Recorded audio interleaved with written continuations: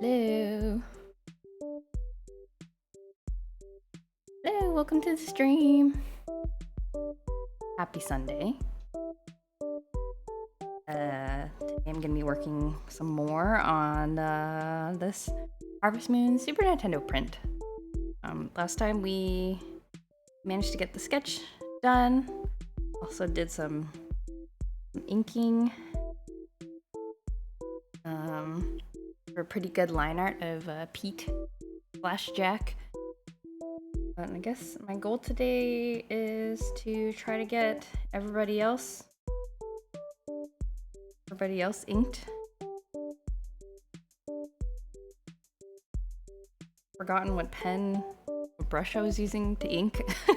So this one. Like it.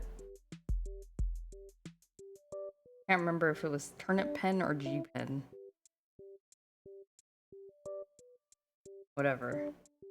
Doesn't matter, I guess. So yeah, we're gonna try to ink the rest of our friends here. Should be a pretty chill stream, I think. Alright.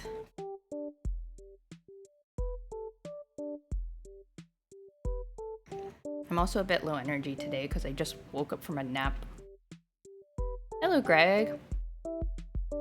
Welcome.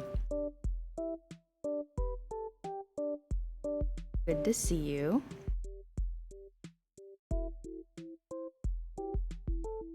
Name our layers.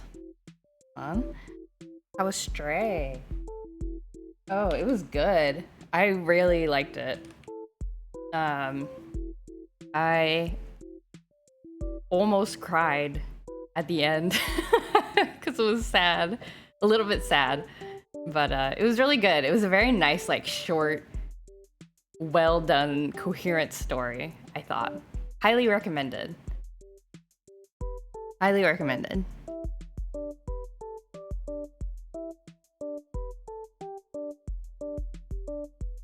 I'm very glad I played it. I'm glad it's short too.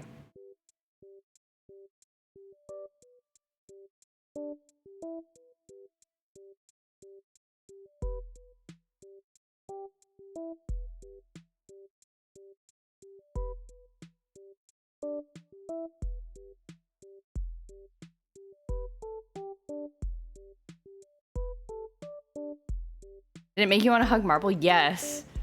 Like the whole day after, I was like hugging him and giving him kisses and like telling him how cute he was. I was like, "You're so brave," and he's like, "Huh? I didn't even do anything."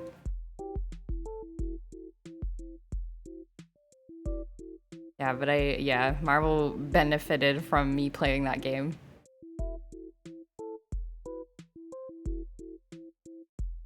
I find my reference pictures.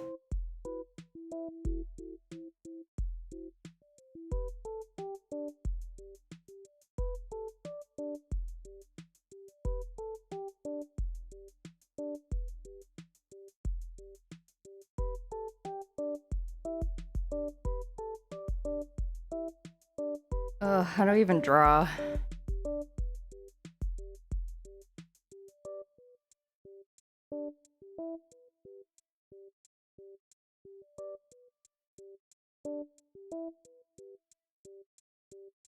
I think I drew these eyes too tall.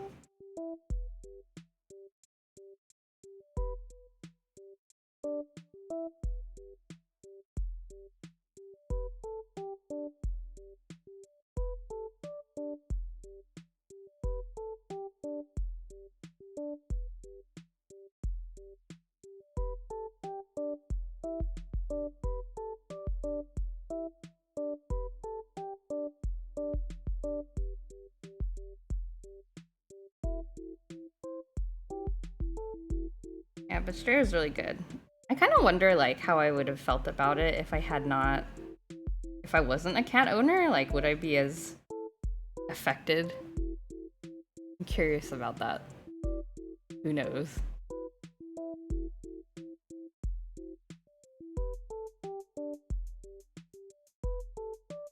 Maybe I wouldn't have emotionally connected with protagonist cat so much.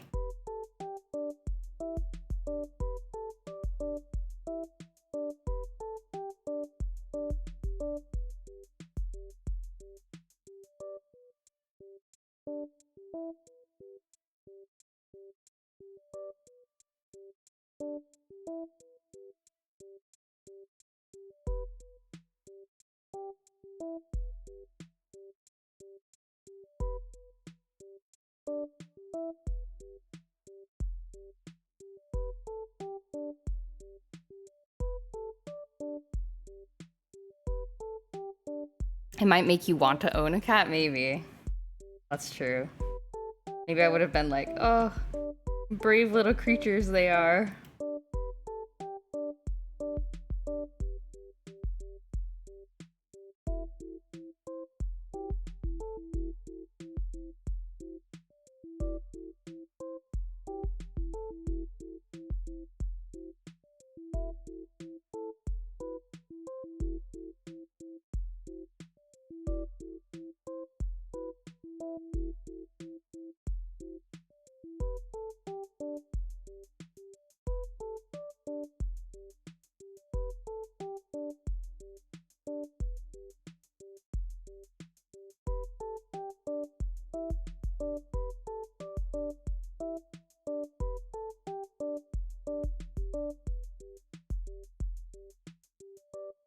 Also, it made me think about I was also kind of pondering after a while, after I recovered emotionally,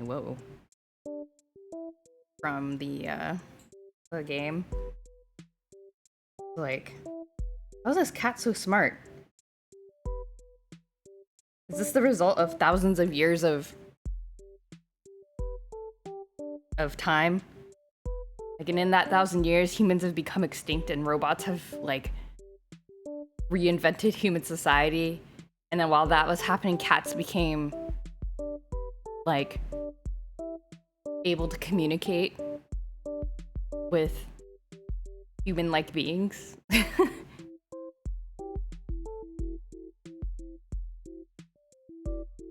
So that's how our protagonist is able to work together.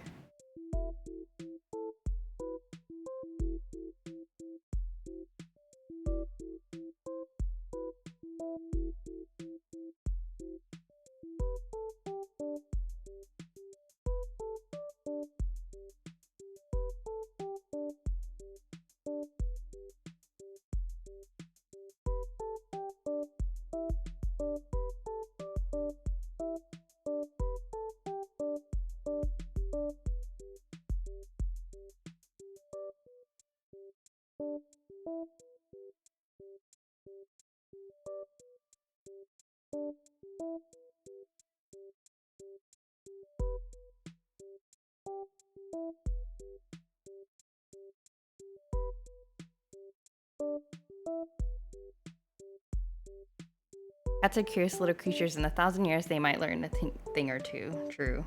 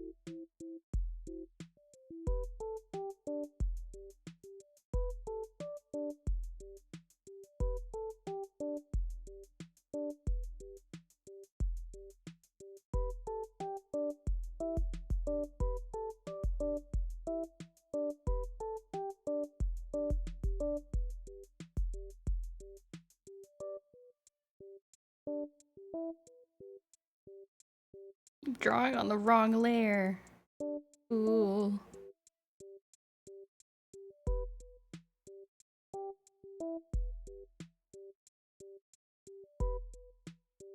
I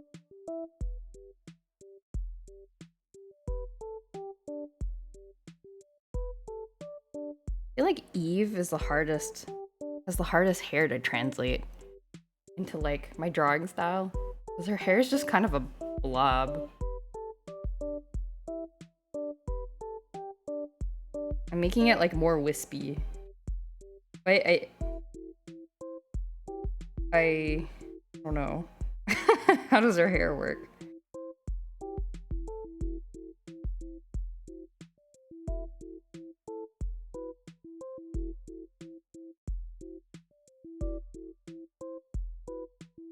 Make it more like curvy. I want to draw too, but I have to clean the dishes. Oh no! Chores. Chores are the worst, aren't they?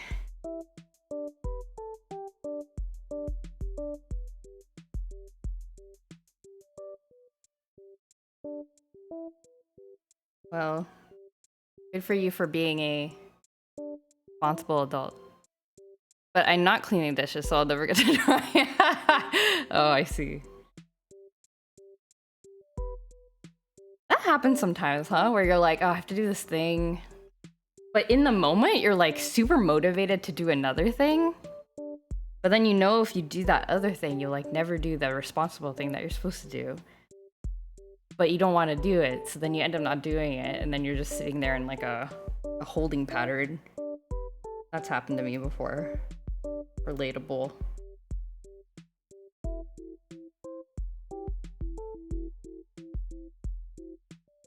You end up not doing anything, yeah.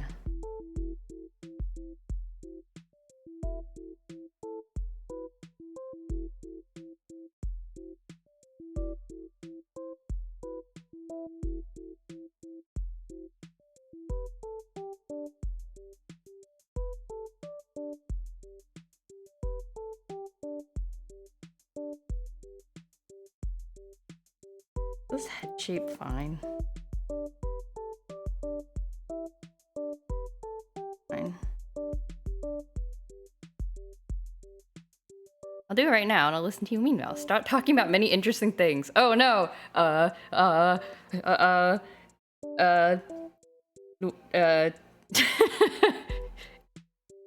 have I,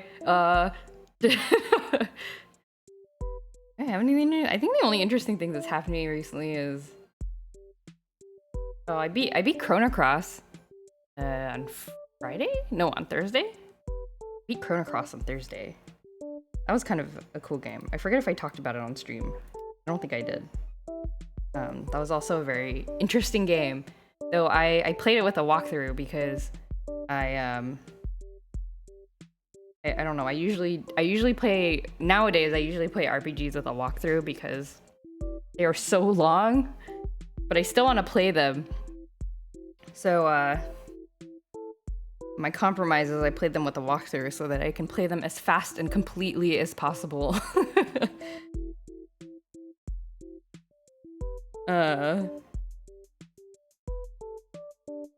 And so I played it with a walkthrough. Which I think was a good idea because I think Chrono Cross is meant to be. Last that I knew you were in the prologue. I know, yeah. I decided not to stream it because it's such a long, grindy game, and I don't know. I was like, I don't know. I just wanted to like play it, I guess, and not worry about people. But how was it? Were there many playable characters? Yes. So there's some interesting things. I did not know really anything about Chrono Cross. So what I knew going in, I knew it was sort of a sequel to Chrono Trigger. And so because I had heard people say it's sort of a sequel to Chrono Trigger, I was like, oh, maybe it like has references and stuff. It's not really like an actual sequel, but it's like spiritual sequel. Kind of like how Final Fantasies are, they're not sequels to each other, but they have like similar elements or something. So I kind of thought it was like that, but it is actually legitimately a sequel. There's like the reason the shenanigans in Chrono Cross are happening is because of shenanigans from Chrono Trigger. But the reason that people say that Chrono Cross, like it's like only kind of a sequel, is that there's some plot holes. Like there's a particular character that like is supposed to be from Chrono Trigger, but they like look really, really different. But for plot reasons, they look the way they do. So there's stuff like that where it's not quite. So that's why people say it's like kind of a sequel, I guess. It's sort of like a hand-wavy sequel, but it is meant to be an actual sequel. And then the other thing with the playable characters was one thing I did not know going in.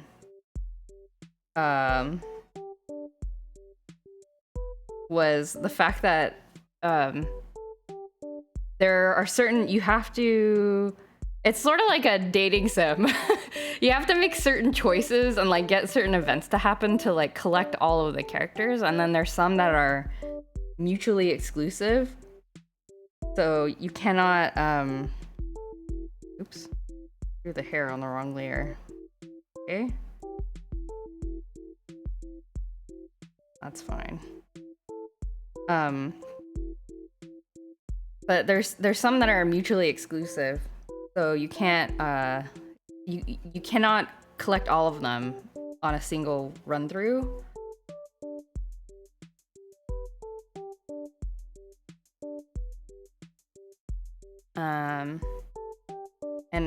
There's a very kind of important character at the beginning that I missed out on because of some choices that I made very early in the game.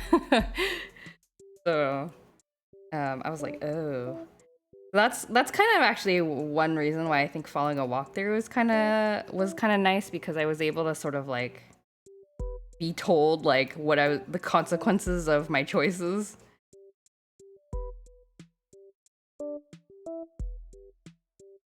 I cannot draw this ponytail. It's just like a blob.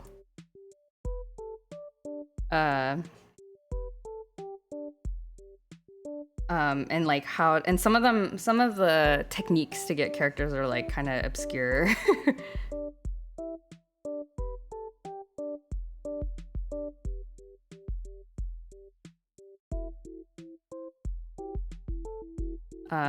So like you really wouldn't know unless you experimented. But that's the kind of cool thing, is like it is meant to be a game where you experiment, I think. So like there's the main mechanic of Chrono Cross is that there's two parallel worlds, and most of the characters that you run into have like two versions of themselves. So one in your home world and one version of them in the parallel world. And so like, and then, you know, some of the characters are related to each other in some way, and you're sort of meant to like, there's a lot of free time in the game where you're sort of able to go around and like do what you want. And so I think the game kind of encourages you to like roam around and like kind of experiment with bringing along different characters in your party, and like have them talk to other characters in the world and see what happens. And that's often how you unlock either new characters or like new, like in Chrono Cross they're called tech, like new abilities, like your final abilities for each of the characters.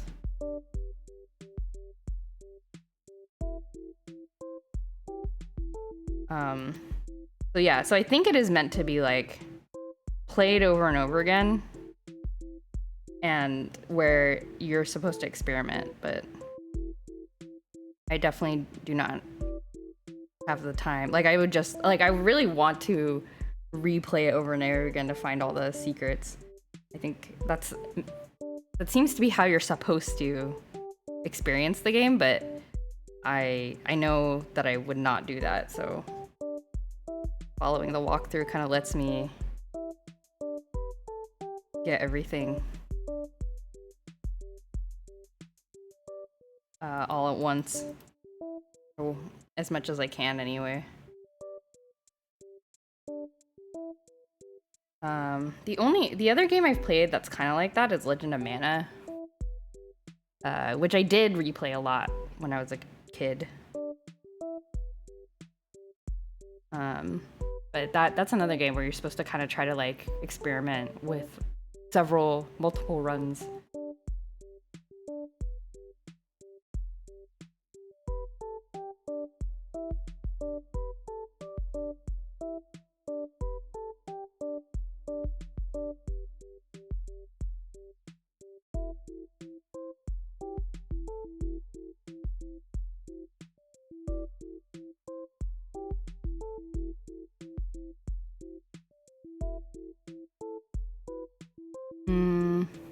How does this ponytail work?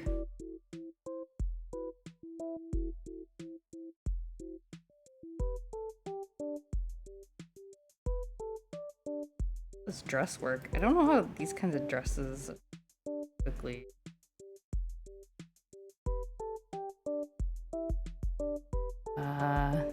Neat. Oh, reference picture. Red. Strapless.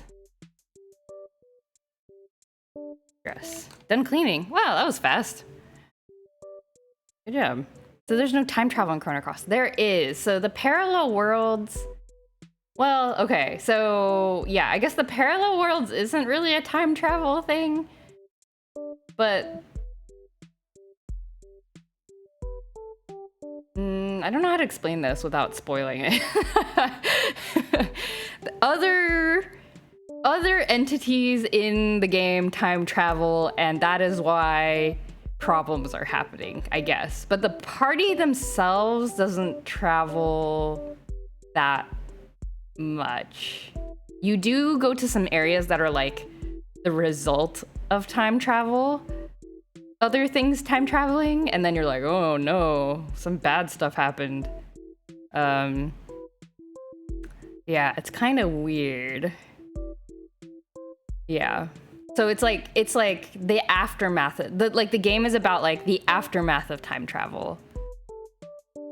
If that makes sense. Like Chrono Trigger was about time travel, Chrono Cross is about the aftermath of changing time, like making the world change its course. And like what happens to people. The character you mentioned that was from Chrono Trigger, was it Scala? Yes, it was. Yes. Spoiler alert, if anybody is listening to this and has not played Chrono Cross, do not Google that name.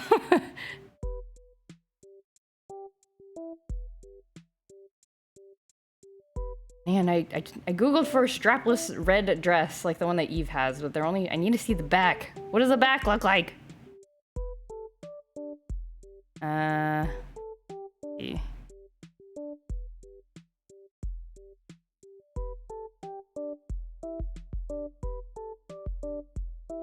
The appearance, the only difference?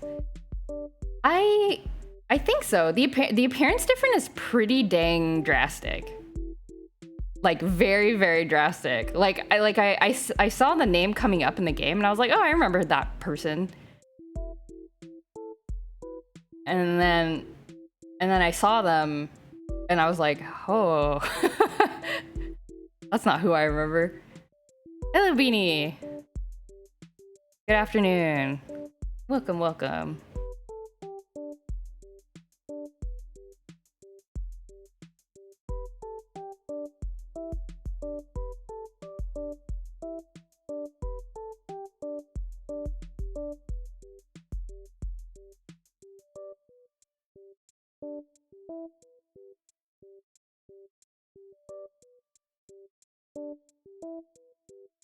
Have you been? Good.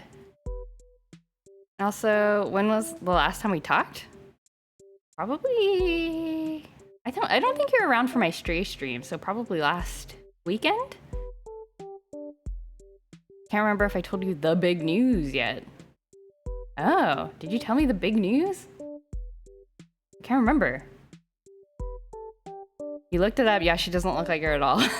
Yeah, right? It's like very, very different. And like I actually Googled around. I was like, why does this character look different in Chrono Cross? And like there's like some kind of theories, I guess, that are kind of like, well, like maybe she dyed her hair. Maybe like her whole situation made her lose like her hair color. But I think mostly they needed her to look different for the plot. And so they just kind of hand waved it. And they're like, oh, they're the same character. Don't worry about it. Yabin got engaged? You didn't tell me that! Congratulations! Amazing! Wow, that's so exciting! That's great! Oh my goodness, congratulations!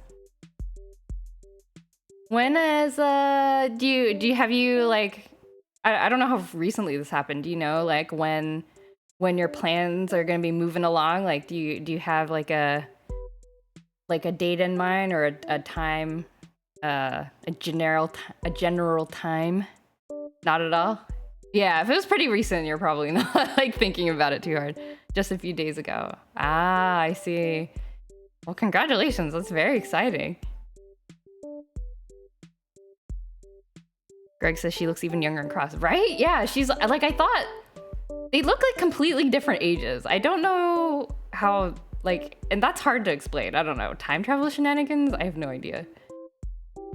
We're on the couch talking about how strangers keep assuming we're married, and I was just like, well, let's like liars out of them. Wow. Smooth. Very smooth. So it was like an impromptu engagement? If so, that's hilarious, actually. Very smooth. And then your partner was like, all right, you're on, let's do it. That's awesome.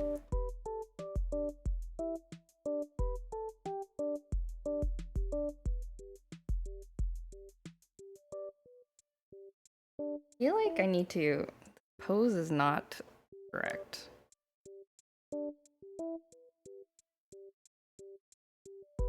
Basically. Awesome.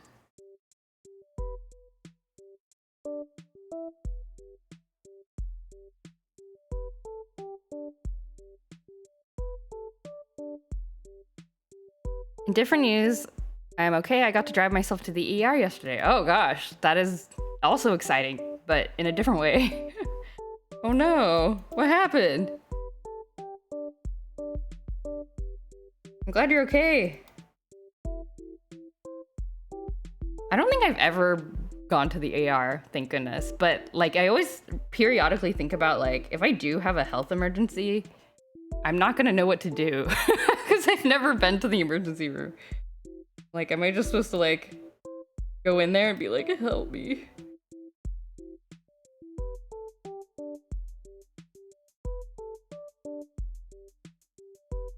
Or what do I do if I'm just like kind of having an emergency, but not like in a super bad emergency?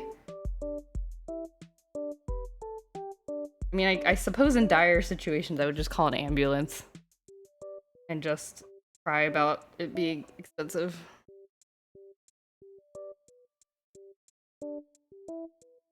I can't remember if I've talked about it before, but I injured my back last year and I have nerve damage in my lower spine. A while ago, I started using a cane on bad pain days and it's been helping a lot. Oh yeah, you mentioned you use a cane.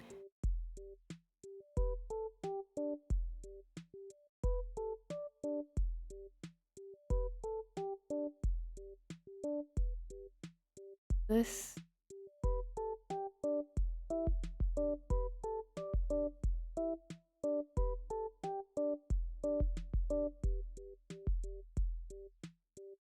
I had a dream recently I had to help a friend's sister and couldn't find the number for the ambulance, and it was half the dream I was panicking bad. Oh no, yeah, that's my worst nightmare. It's like, I don't know how to like...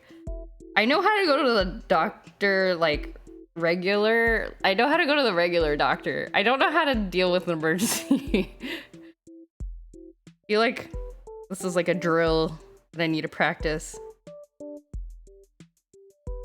Yesterday at work, for no discernible reason, I got a massive spike in pain out of nowhere that was making me see spots. Oh no, that's horrible. I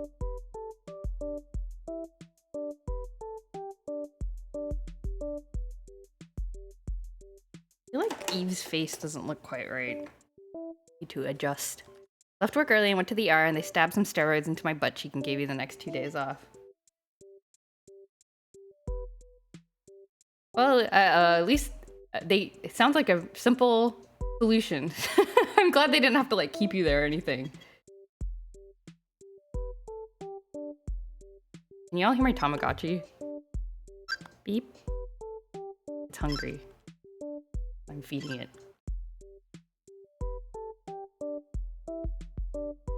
I'm glad you're okay.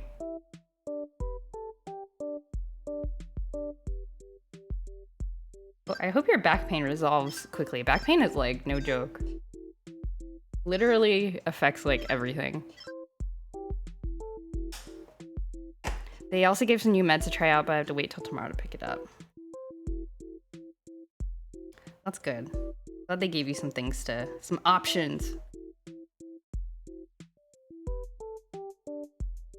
I'm always like afraid when I go to the doctor. I'm like, this is wrong with me, and then they're like, I don't know. I feel like that happens actually with my cat. Like the vet is kind of like, I don't know. This could literally mean anything for our cat because we cannot talk to them. And I'm like, oh, okay. They're like, just wait and see if it gets worse. I'm like, okay.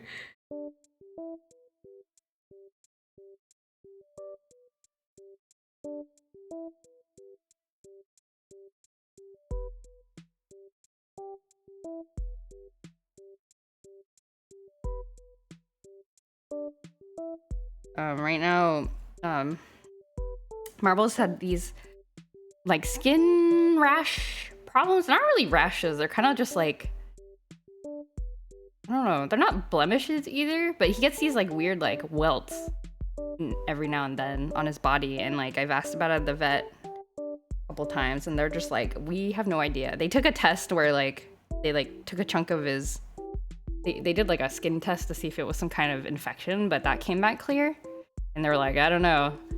So I was like, okay, but it keeps happening, and like we keep having to cone him because he keeps like scratching at it because it's, you know, it scabs over and then it's itchy, and then he like scratches at it and then it keeps scabbing over and it's bad. So we have to like keep doing it.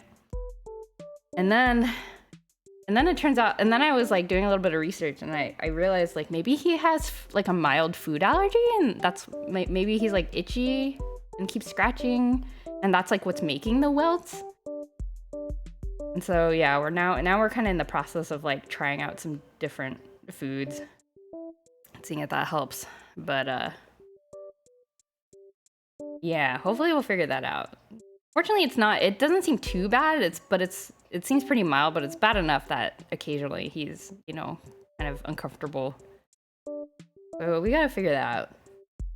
But yeah, it's one of those things where it's like, like we could take him to the vet, but they've already kind of like done the like in-lab testing, I think. I'm pretty sure they would say something like, you know, just like try different food or try changing his food or something. So we'll try it on our own and then like maybe see at his next like annual checkup, see what they say. Because Marble does not like riding in the car to the vet. So we try not to do that as much as possible. I want to play Chrono Cross now? You should! It's a neat game. It's like kind of wacky.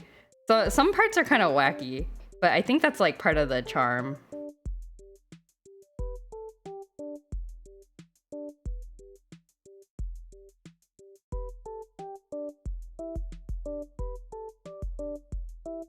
I only really use the cane at work or running errands, but last week I used my cane around the house for a while and had this moment where I sat down and stared to the space and was like, oh, this became real.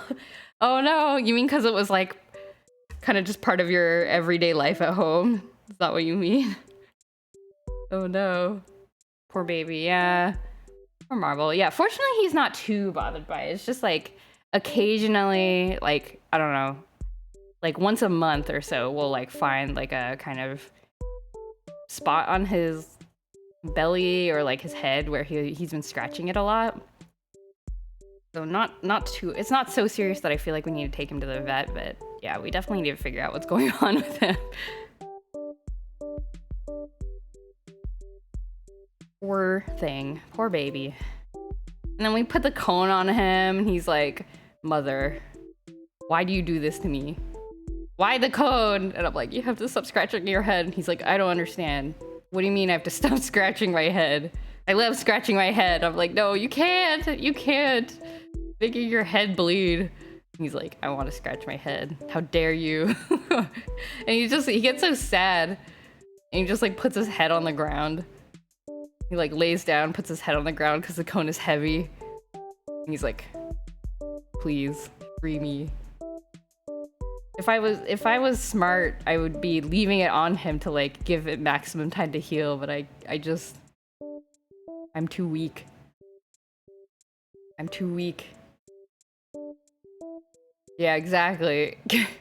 Exactly. He's like, I don't understand. We give him treats though, so he's kind of like tolerating it. He's not too unhappy, but he's just like, this is not the life he wants to live. I need to draw. I've been talking too much. Okay, I think we have a pretty good Eve going on. I feel like her eyes are kind of... Adjust her eyes.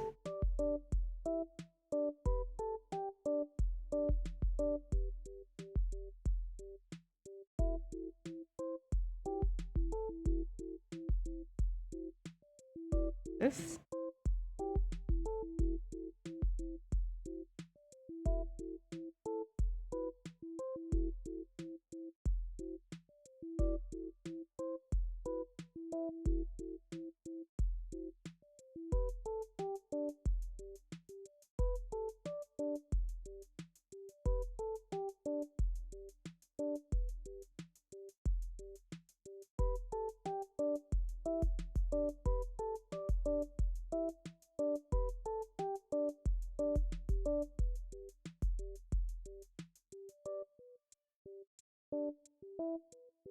Okay.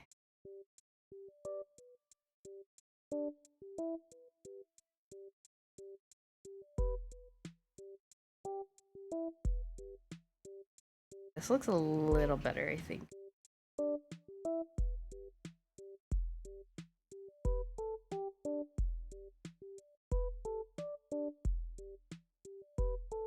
I think Eve looks good.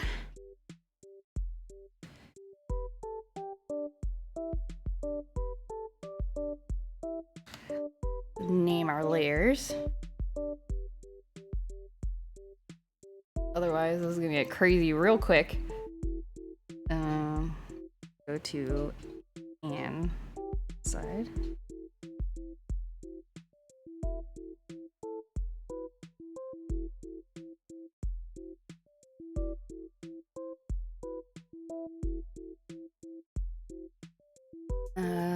Where are my reference pics?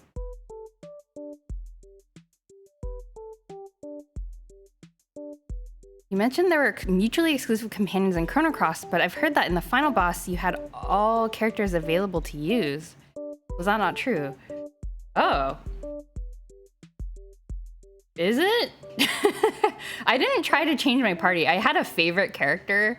I had two favorite characters that I used all the time, so I didn't actually use a lot of the other ones in my party. Maybe? There are definitely some that I didn't recruit. I don't recall ever like talking to them ever, even in the end. They might be talking about the fact that there's like a period of time in the game where you like lose your party members that you collected, and then you recruit some new party members instead, and then right before the end you like get back your friends from the first part of the game.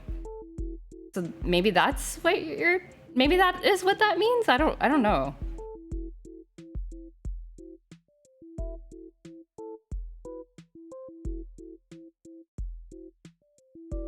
What am I looking for? Looking for Anne. And reference picture. Okay. There we go. Become a furry. Yes, you become a furry and you lose all your friends. It's what in like the second part of the game. And then you regain then you become unfurry and you get all your friends back. But you keep all your friends that you made as a furry as well.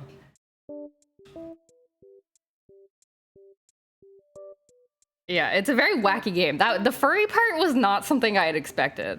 And it's like, you're a furry for like a long time. I'm like, oh.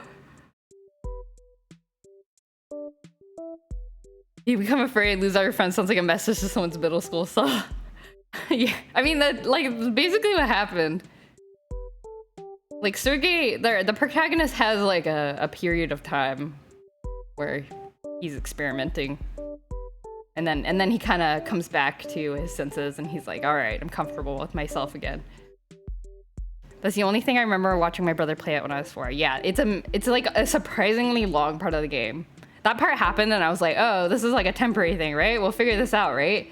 But I think I was afraid for like 10 hours, I think, of gameplay.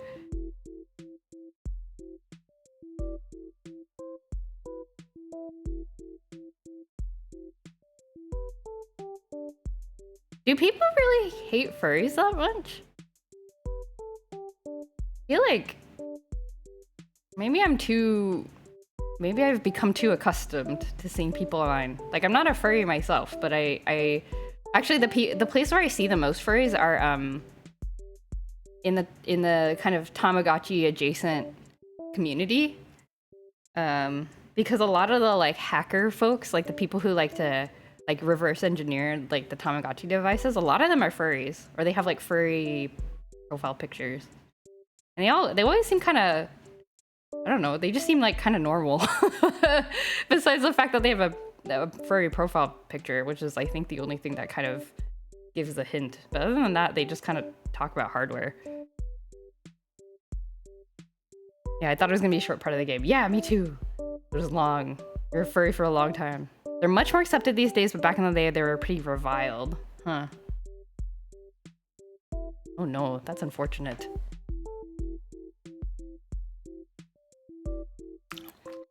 Oh, I also recall... I don't know. I was into the My Little Pony Friendship is Magic fandom for a while. Like back when it was... Back in the first started. And I wonder if that kind of led to a revitalization of furry or furry adjacent like culture. Because I feel like I saw, I don't know, that's like really where I saw a lot of the like people drawing animals, like anthropomorphic animals.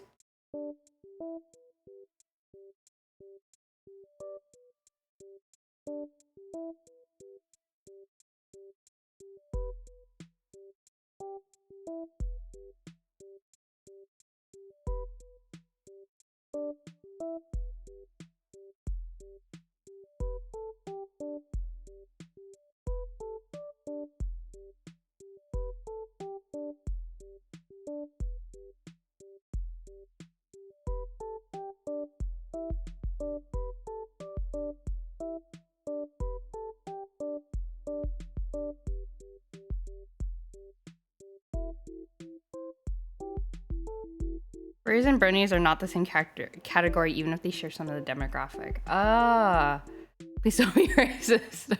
Sorry. Oh, I see. They're considered different things. I see. I apologize for my ignorance. Is it like are they like separate Venn diagram circles with some overlap, or is furries like like do bronies go under furries? Is it like a subcategory, or is it like just separate?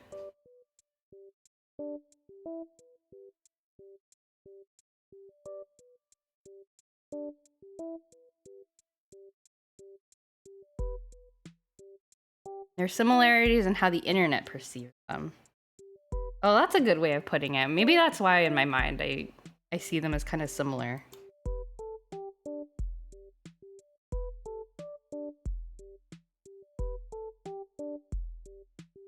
It's like a Venn diagram, I see. I see.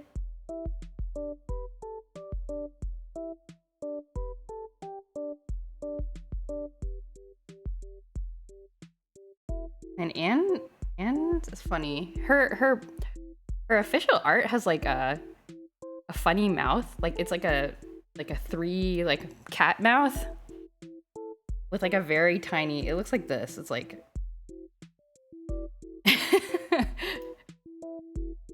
I'm trying to call back to it. This.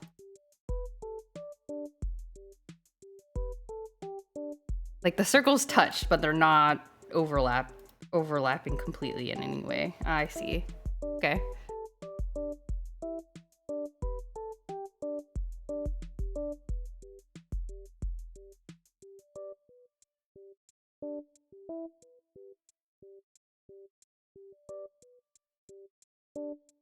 I don't know how to draw Anne's hair from the opposite direction. She's facing this way and her bangs are like in... Bangs are on her right side. Gonna draw now? Great. Do it.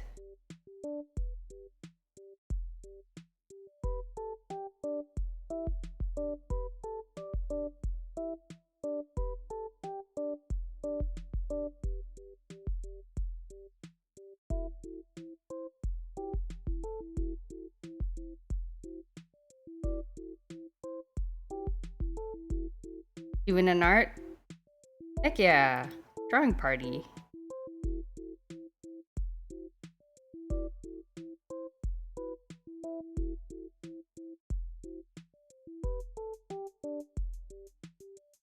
Making a silly little raccoon creature. Excellent. Is it another fake mon for your game?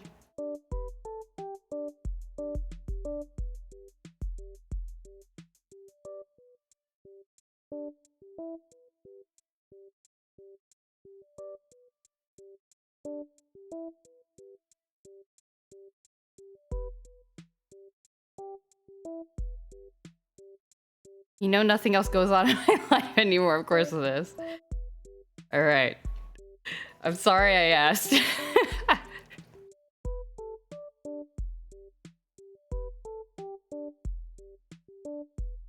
want to draw this hair.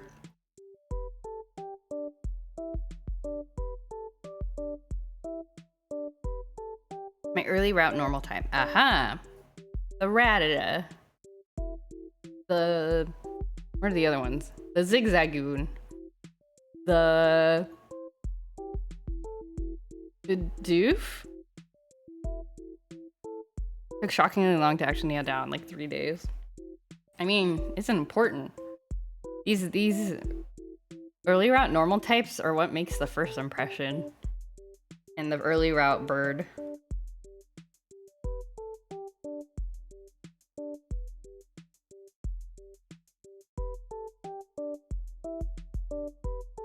I don't know how to draw Anne's hair. I have like a...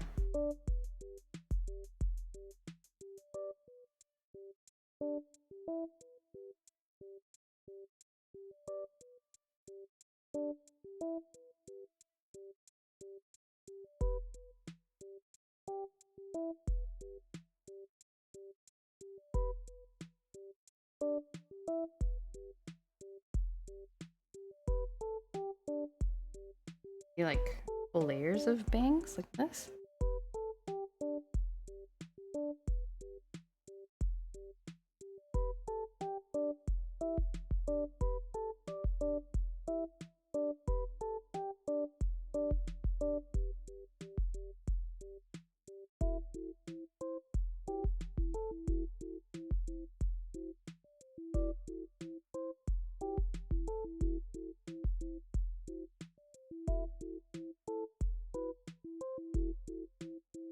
Really underestimated just what a specific vibe they tend to have. I had so many attempts that were either too much cartoon animals or a bunch that looked good but were like starter cute, not silly little guy cute.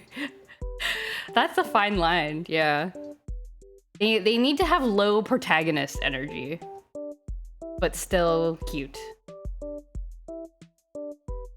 They need to have like minimal protagonist vibes. You're like, this is not... They are not part of the main party. They are the NPCs.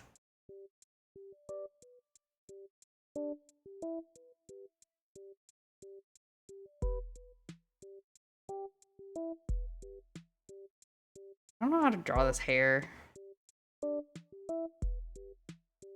These like bangs.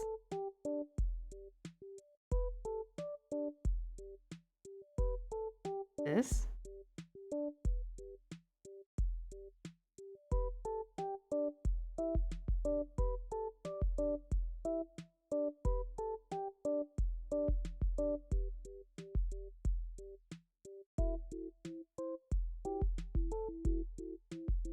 I sent you a bunch of my development sketches over Discord so you can see the journey. Cool. I'll look at it. I will look at it after this. Or the stream. You should write some like I don't know, like blog posts or something about your like kind of documenting your development journey.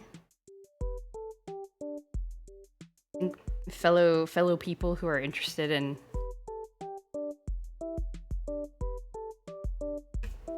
making such a game would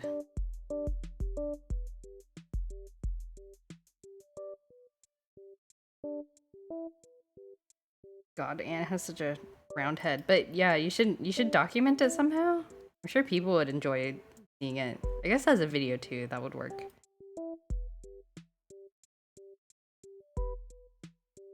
God, her head. Head is so round.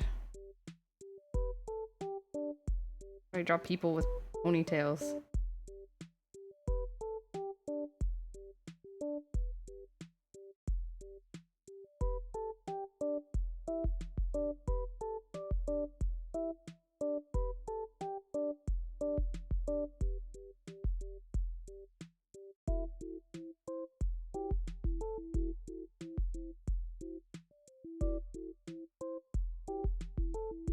When considering something like that, I want to finish up a few more designs to have as like a buffer, but soon I'm going to start probably uploading them to Insta and such. Oh, okay, cool. That's exciting.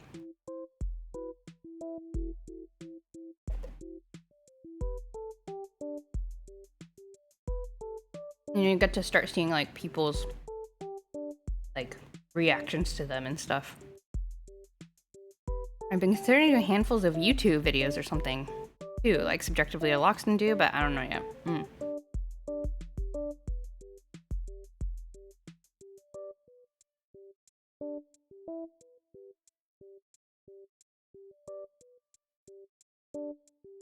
Yeah, videos take a lot of work. That's always the problem, isn't it? I've only ever really been able to like get myself to write. Like I'm pretty good at writing. That's the only thing that I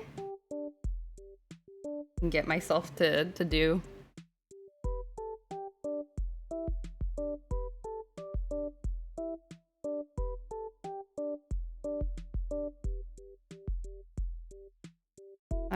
When I was starting to do Artist Alley, I like wrote down all my notes about what I did to start Artist Alley, kind of get started in Artist Alley, and that literally became, I wrote a bunch of Tumblr blog posts with like illustrations and stuff.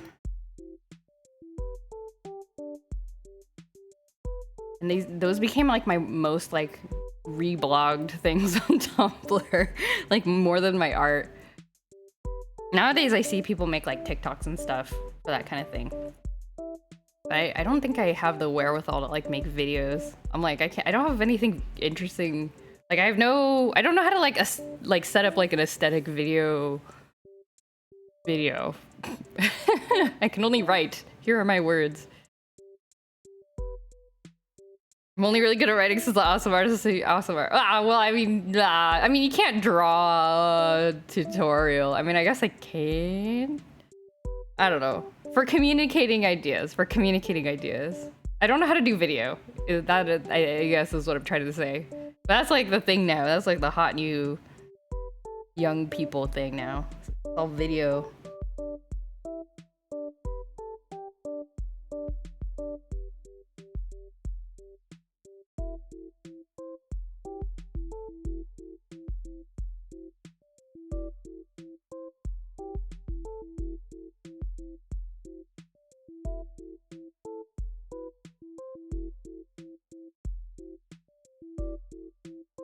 Something that is missing in drawing on paper is being able to flip the canvas.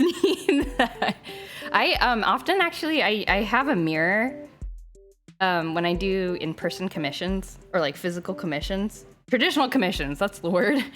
I'll use a mirror actually to check the flipping, but it's for sure it's a lot more tedious. Or if I don't have a mirror, I'll like hold it up to a light source and like look at it from the back. And sometimes I get funny looks because people are like, what is that girl doing? I thought you were legitimately trying to say that your writing was your only talent. No. I think I'm better. I'm not. I think I'm better at drawing than I am at writing. But I wish I was good at writing. That's like, I'm always very awed by like fan fiction writers and stuff. Like that's one thing I've never been able to successfully do is like write a story.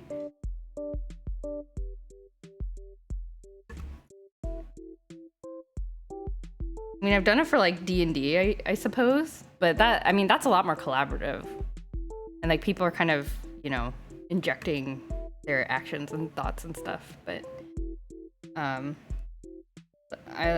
so I do an okay job like improving off of that, but I've never been able to write a story of my own because I get so like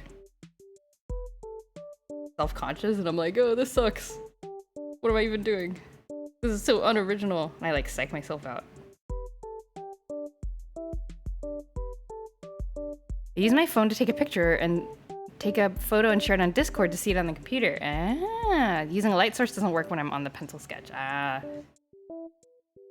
It does work for me, but I also draw really like hard, which makes it hard to erase later. So I guess that's why I...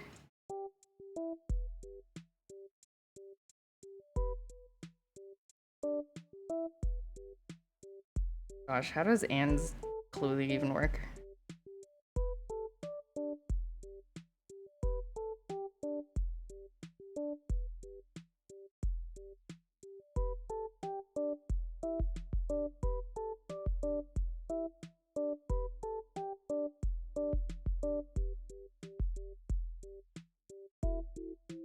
Remember art class in middle school? That was something the teacher once said to me.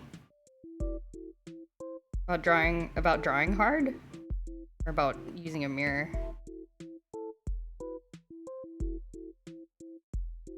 You need to lighten your pressure as your sketch. You draw like you're mad at the paper. That's a good way to put it. The issue, draw softly to modify it whenever, but you can't see it on the other side. It's too light. Ah.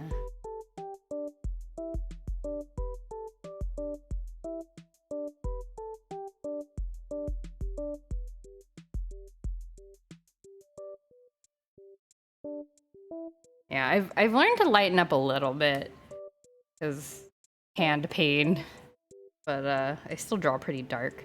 Digital is actually kind of good for that because I don't know, I can kind of scribble as much as I want and without it being too I don't need to press too hard for it to show up dark, I guess. What kind of jacket is this that Anne is wearing? It's like a blazer bomber jacket kind of thing. Wait, hide Pete for a little bit so I can see what's going on.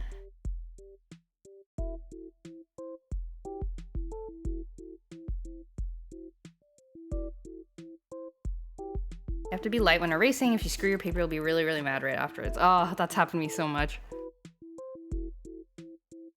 Like just wrinkling the paper because I erased too hard.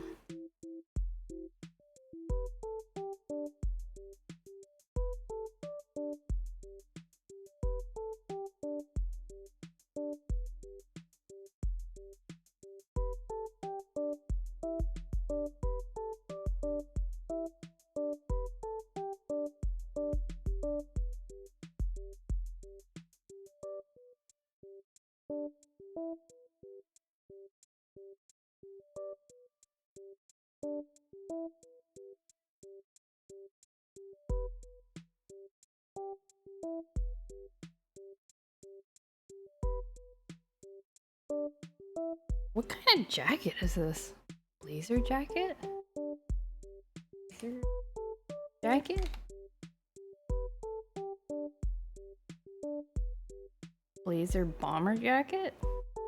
Like thicker than a suit jacket.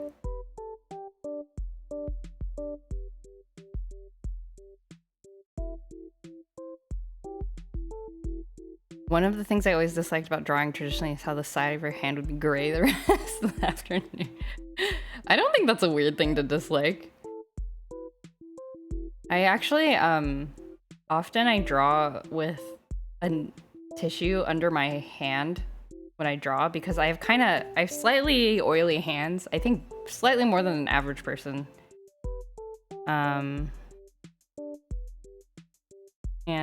Yeah, it'll smudge the pencil. Well, that's no good. You have to like clean it up and the whole paper is like kind of like not white anymore because you've been smudging it all over while you've been drawing.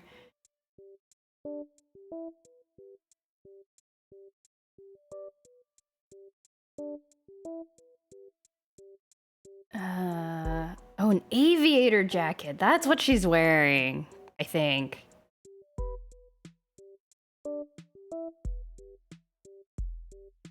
I think it's an aviator jacket. That's what it's called. How the heck?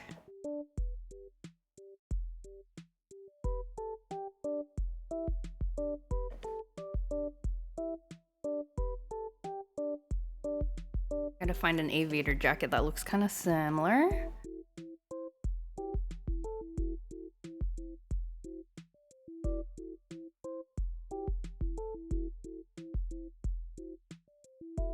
Okay.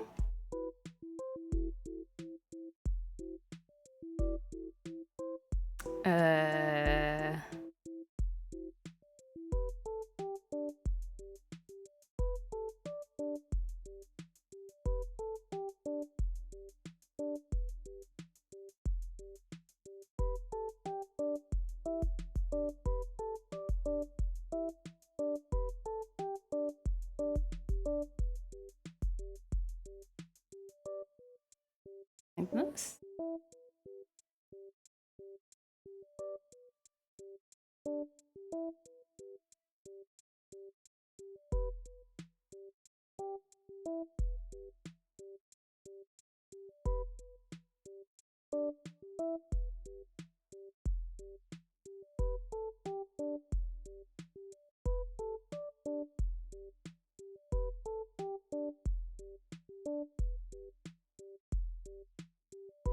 That is not what the jacket should look like.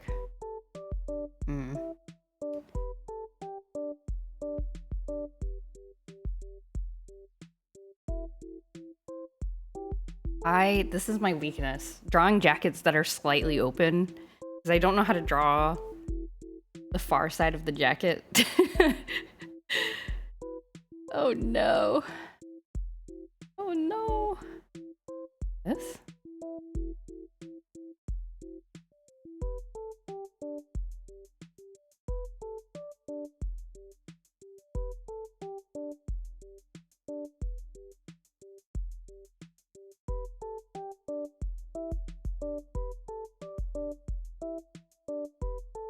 Not only that, but the back jacket is over a pair of titties, which makes it twice as challenging. Yes, because you have to kind of get the like curve of it correct.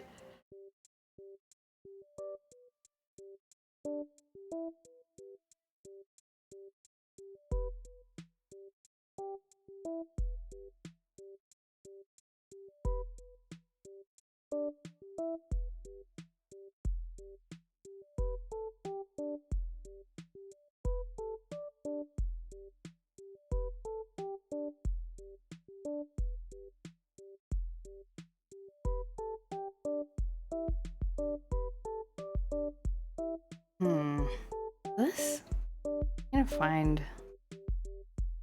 I need to find a reference picture. How the heck does this work?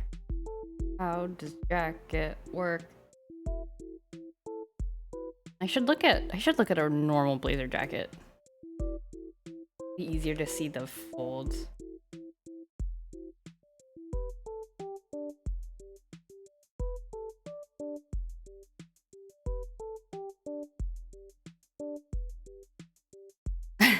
Person versus artist. Yeah, boobs are hard.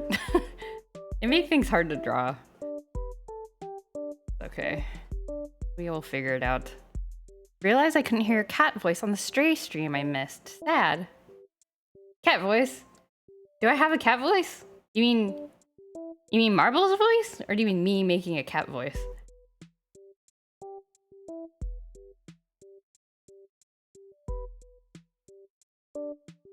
I didn't make a cat pun. I was too sad at the end of the game to think about making jokes.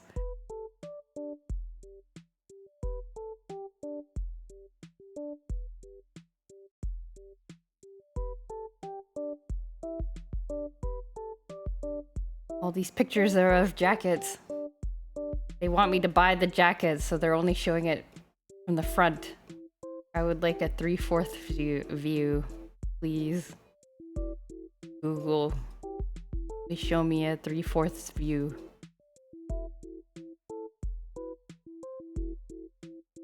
When you did the cat's internal monologue? Oh.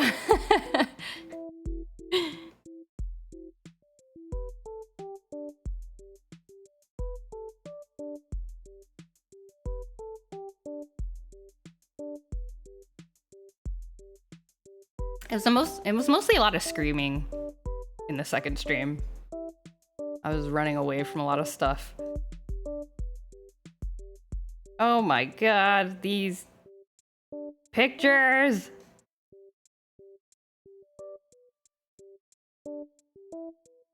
I wish I could like rotate this. Like you see like the perfect blazer to like use as a reference, but the model is like standing not in the right direction.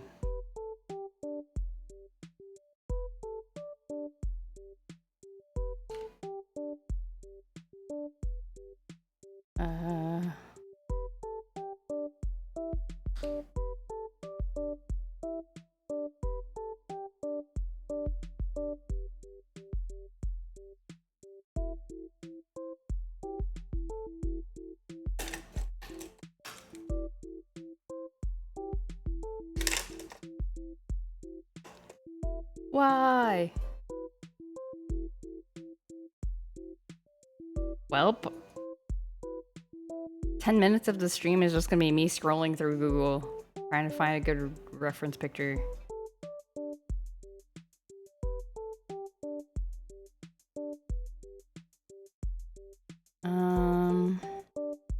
Here's one, kinda? Oh, I see. Okay, so, kinda... Okay, so the jacket kind of sits on top. And then it drapes over. This is the... This is the darker inner part.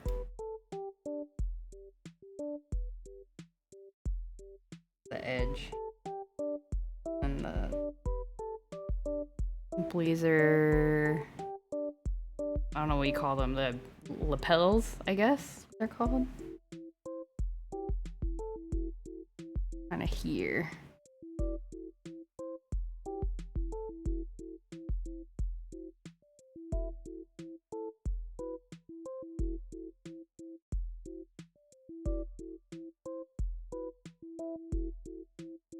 You mentioned Legend of Mana before. Is that the one with a literal in-game clock that dictates how... Whoa. What I wanted? That dictates how the story flows. Yes! There is... Actually, I had forgotten about that. There is like a in-game clock where, depending... Like when you travel... Wait, am I remembering this correctly? So there's like a concept of elements. And so like you make a map of the world. Like the story is the world got kind of like blown up and you're putting it back together by placing like the cities back on the map. You have these like tokens.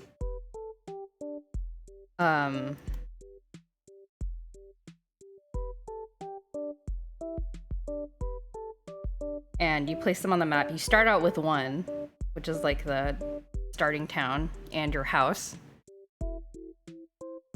And then But where you put them on the map, like the different slots on the map have different like element, like powers or something. And so that determines some things about what kind of events can trigger in each location. And then I think when you travel around, like you move from one location to another, there's also this calendar that like ticks, and depending on the day, like the day of the week or something, that also changes the like elemental energy for that location that you're in. And that also affects what can trigger. So certain events like with characters and stuff can't trigger unless like the elemental balance or whatever is correct, I think. So that really introduces a lot of randomization, I think, but in a systematic way. So if you plan it outright, you can actually experience everything, but you have to like know how everything works. I heard it's an unhinged game. Maybe? Unhinged? It's definitely a game where you need a walkthrough. Yes, if you ever want to do 100%, you need a walkthrough. But there's 3 main storylines that you can play, and then there's a bunch of like side stories. And I think it's mostly the side stories that don't get triggered if you don't know about the secret like elemental stuff or whatever. The 3 main stories, you can do all of them in one run, but I think it's the intended way. Well, I don't know about intended, but the easiest way to beat the game is to complete any one of the 3 stories. And they're all pretty interesting.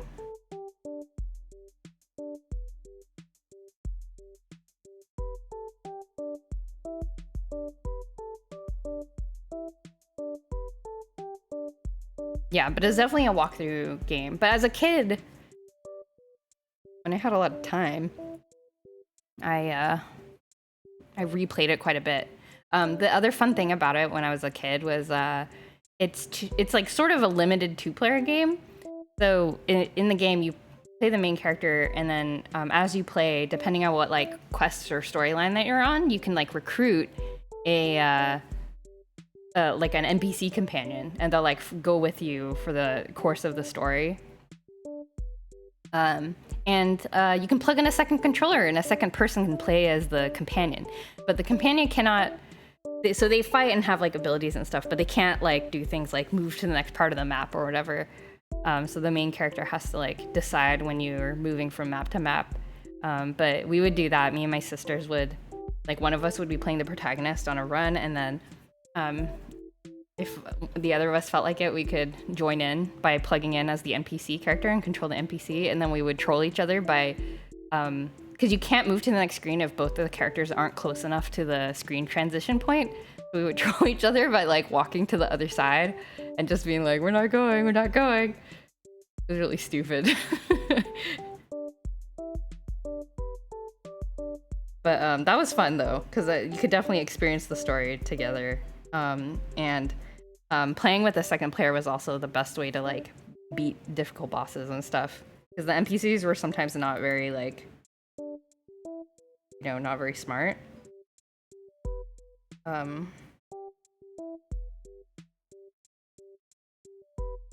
So yeah, it was good.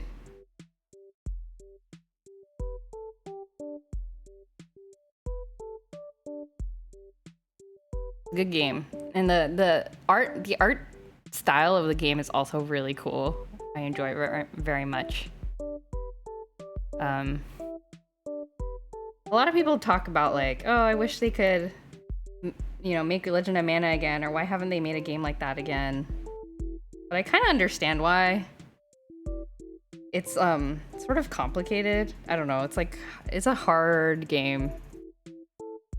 When you say the NPCs are not very smart, it sounds like you're talking about your sister. No, we were smarter than NPCs. I do remember like we would do like cheesing strategies where like, I remember now. It's all coming back to me. So the way HP worked in that game was kind of like Smash Brothers. There was like a percentage. There's a percentage measure, I think. And if it got down to 0, then you're sort of like out, or you'd be like knocked out or something. But if you stayed still, your percentage would like go back up over time. So when we were playing as the NPCs to like ensure that we survive, we would like take turns hitting the boss, and then one of us would run to the corner and like squat down and like hide, and then the other one takes like starts hitting the boss, and then we would switch so that we would like infinitely be healing. I do remember cheesing it like that for some difficult bosses. But the NPCs would just kind of like stand there in the middle of attacks and things like that, and obviously they wouldn't stop to like heal. They would just like keep attacking. Oh, I remember. I remember those days.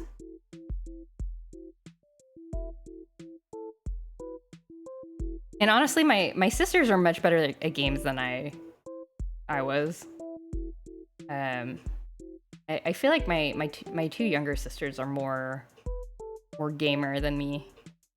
I like story games, but they like play like actual like skill-based games. This game mechanics sound made up. Yeah, it's kind of a confusing game, which is why I kind of understand why they haven't made a game like that again.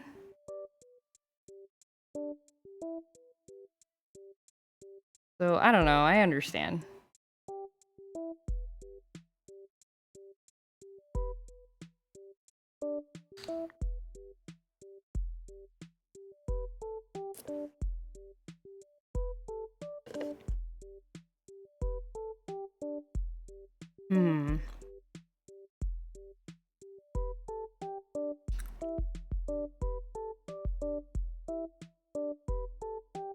I'm now looking for reference pictures of people holding a hammer over their shoulder.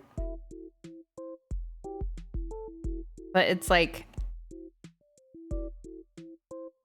some of these reference pictures are like people holding like comically small hammers over their shoulder. I wonder why. They sound like all of these cartoons that parody D&D and made them overly complicated, but I bet it's really fun if you get into it. Yeah, like I mean, I was a kid, so I don't know. Maybe it's because I had time to figure it out, but yeah, I don't remember it being too complicated once you get into it. The combat was fairly simple from what I remember.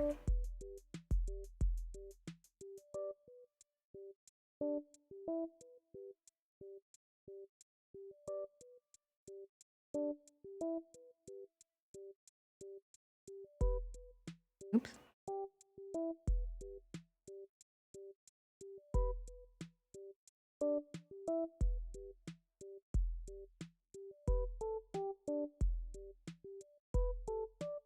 Let's see. Okay.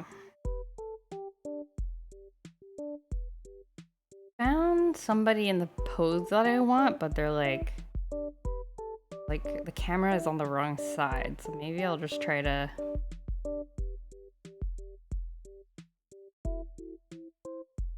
reverse engineer based on this pose. You can kind of tell what it's supposed to look like on the other side. Maybe this?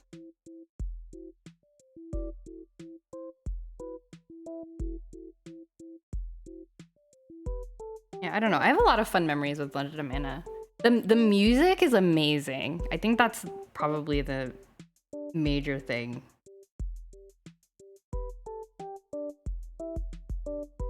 The music's amazing. Same with Chrono Cross. The music was amazing in Chrono Cross.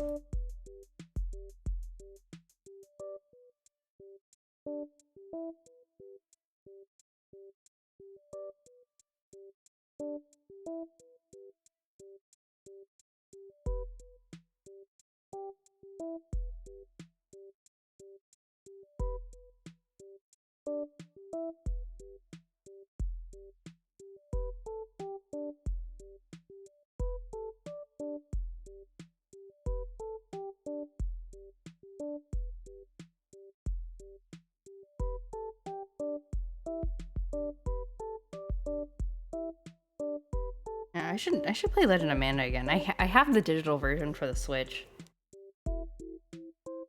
I actually haven't checked to see if it's if it allows 2-player.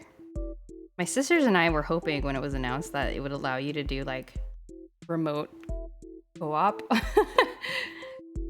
But I don't think it does. I need to check.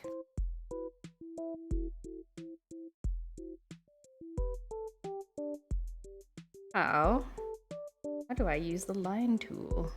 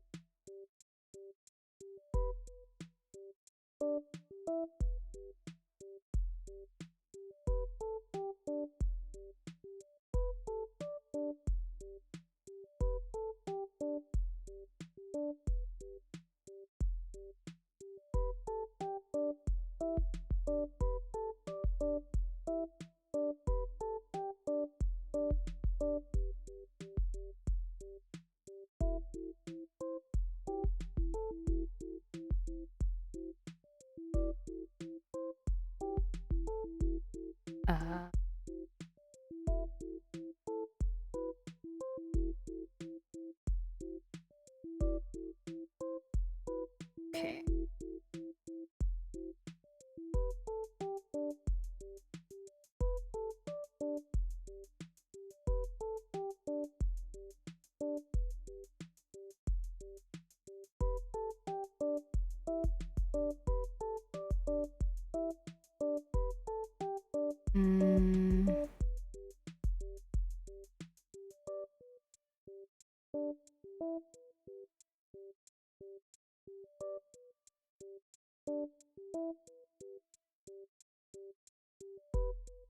See, and then Anne has like a rolled up sleeve jacket. Like,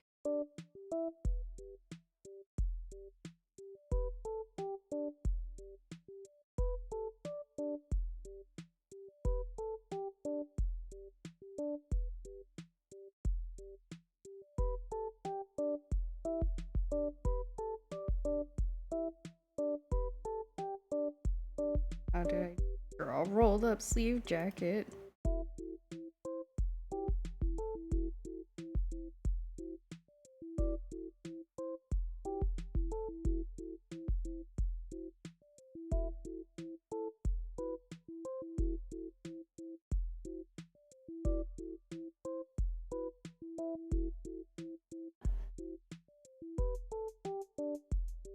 Something like that?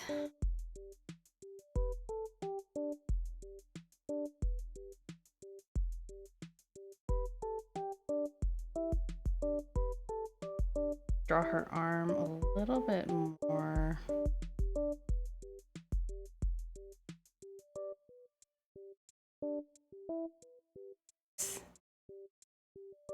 think that looks a little bit more realistic. I think.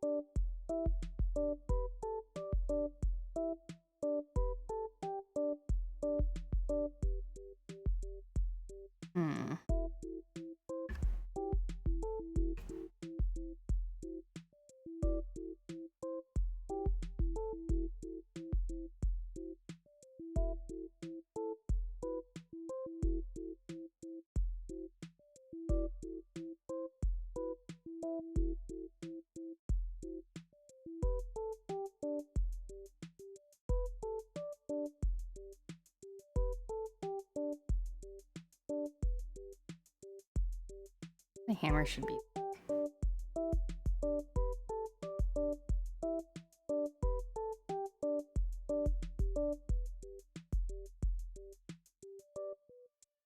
To be.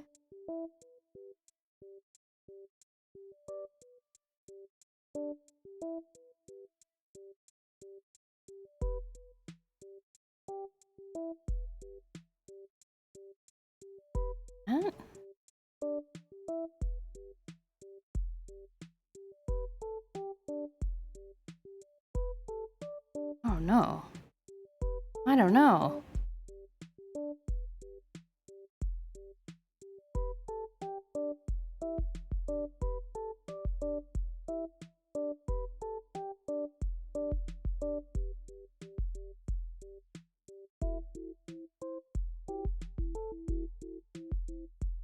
Not. Maybe it looked fine. It did before.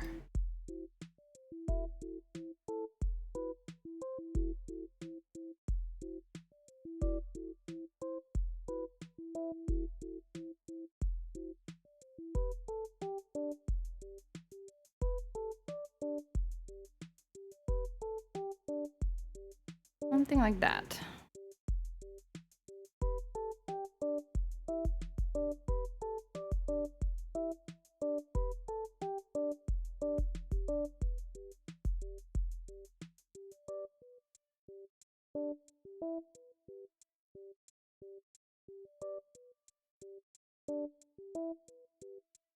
Okay.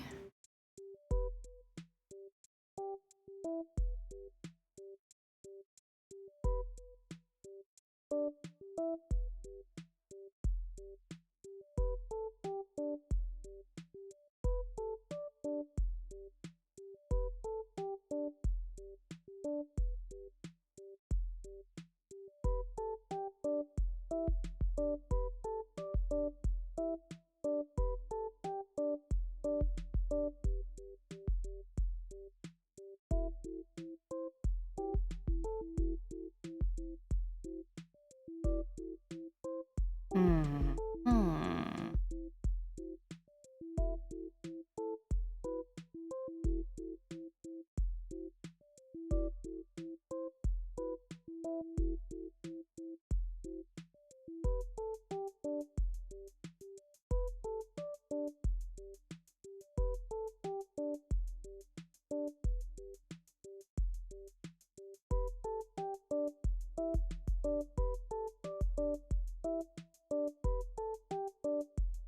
Arm.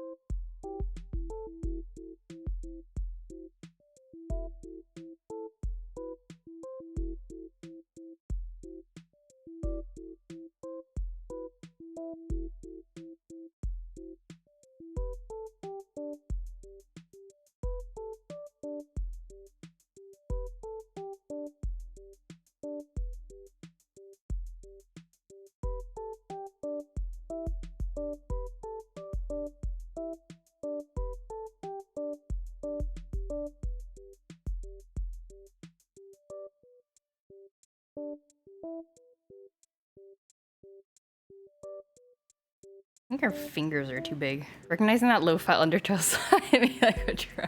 I think you pointed it out before too. The megalovania must like activate something in your brain.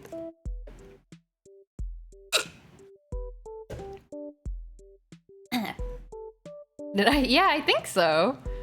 Unless it's somebody else.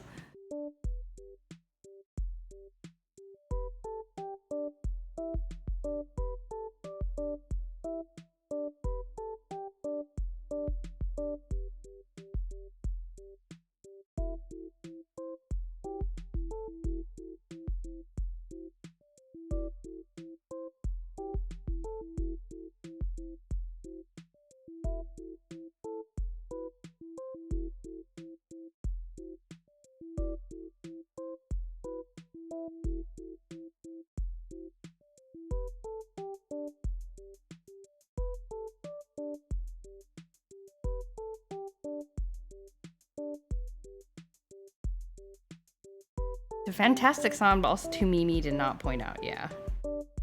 I totally understand that.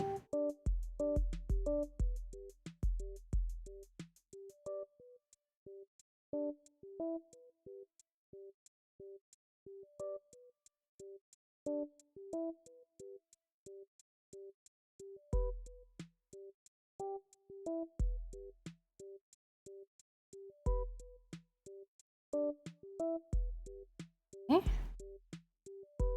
And looks pretty good.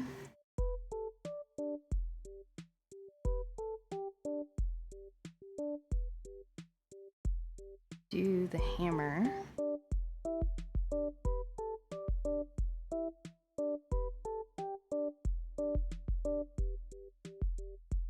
I'm too still much of a filthy homestuck to not recognize it from that first before Undertale.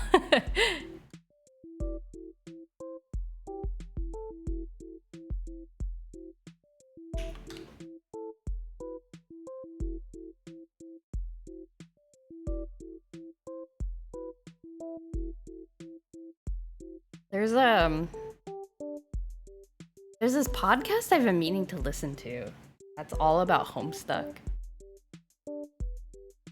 I literally know nothing about it other than it's about Homestuck, but I was like, I think I would listen to a podcast about the cultural impact of Homestuck. Like, that sounds pretty fun.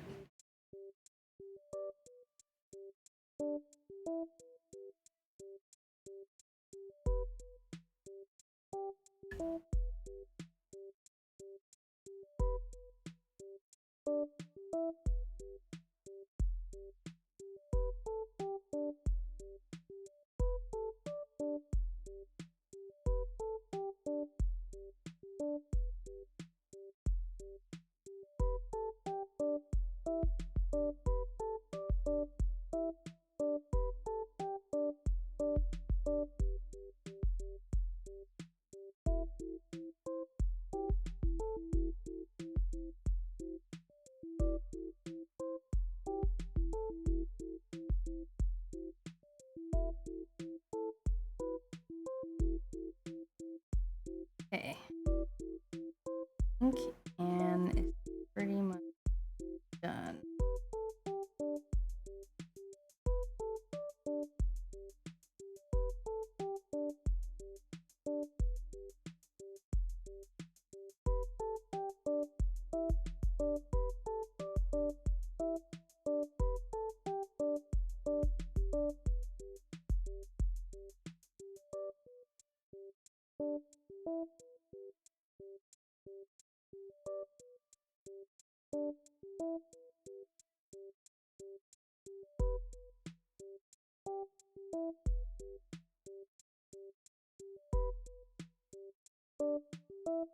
Oh my gosh, I put in my stream title liner and flats, but I am so not gonna get to any sort of coloring today. Let's see if I can try to finish the liner at least. Okay. I think that looks pretty good.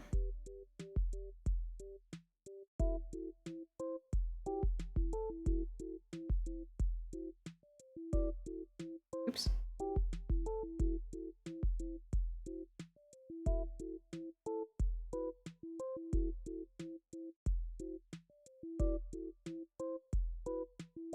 Okay.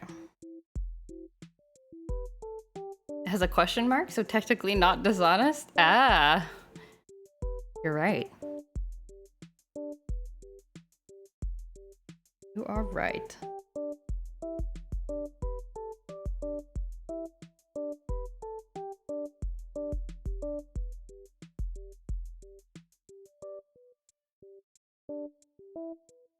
Let's do Nina next. Look at this face.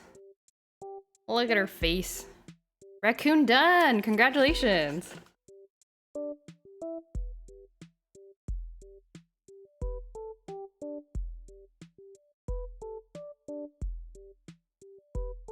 Okay.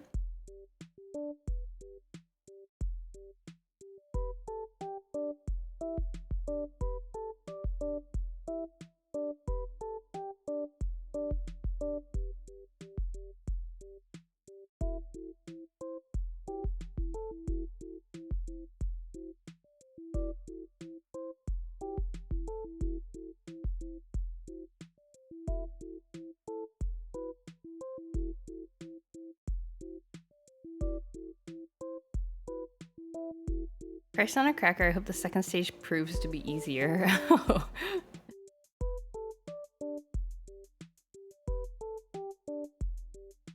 What does Nina look like? Nina reference picture. Nina reference picture.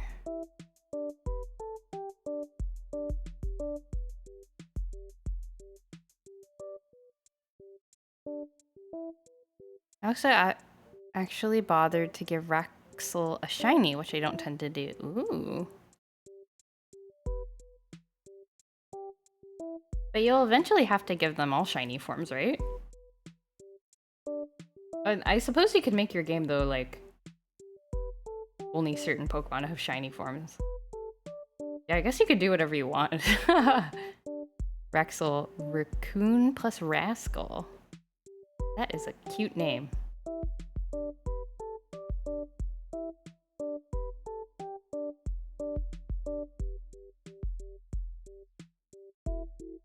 I just don't put a lot of focus into shinies. Yeah, that is fair. I wonder what is the official design process for shinies. Are they just like... They don't change the way the Pokemon looks, it's just a color swap. And so are they just like, how's this? Alright. Looks good. Raxgallion. That's also a very good name. I don't want to give Nina... Give her like a squinty, like ultra smiling face, or will she look kind of yandere? See what it looks like.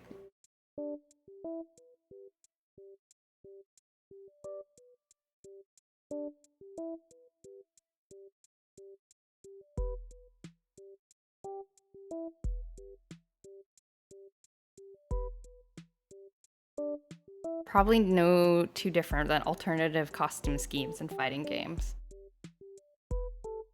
Originally, I believe shiny Pokemon were determined by mirroring the color hex codes in the game files. Oh, that would make sense.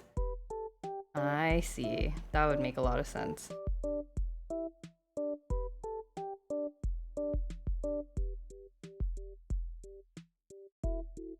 don't think I like this. Nina looks tired.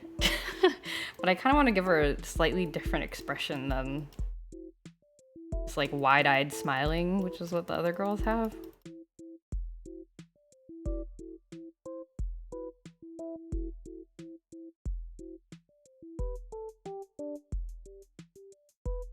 In more recent generations, I do believe designers will like actually give them intentional colors. Interesting.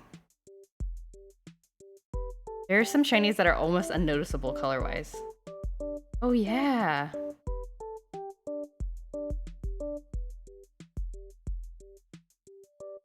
I remember being stressed about that for one game. I don't remember which one.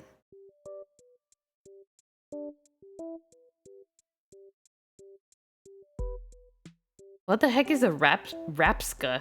Rapska? Poop ball? Poop ball becoming a gold nugget?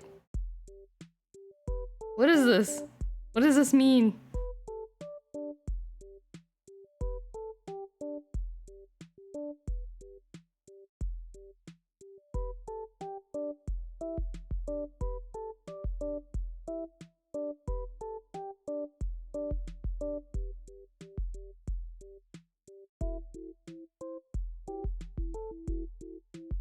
Scarab Beetle from Scarlet and Violet?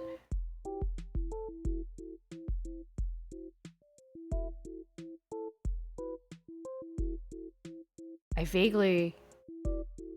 do not remember. Maybe I didn't catch it because I was like scared of it or something. I don't think I ever caught one. Maybe that's why I don't remember it.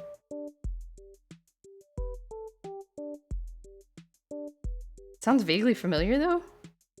Like scared of the Scarab Beetle.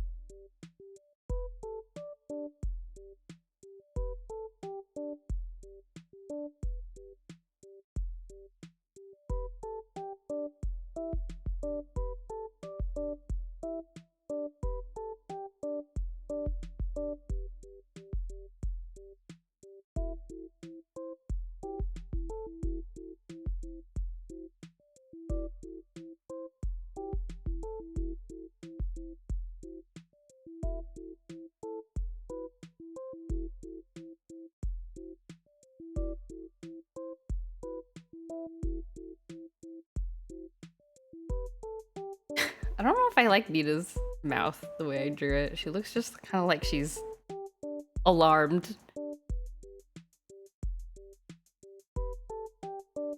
Give her more like, I want to give her a more squinty, of a like a more smiley expression. This better. And move the tongue line from the right, this side.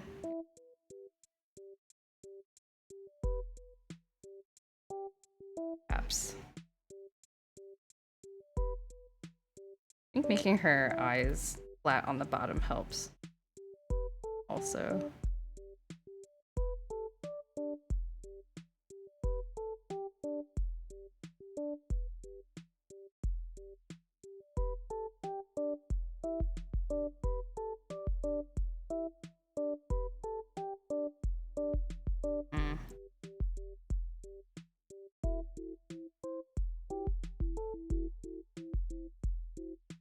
I've influenced your art. I'm so it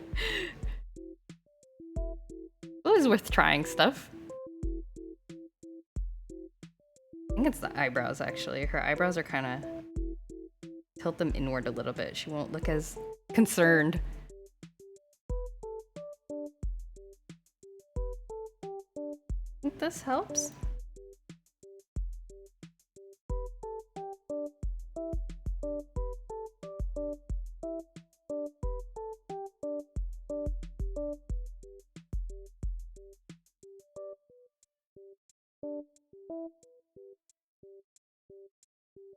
She looks just a bit more smiley. I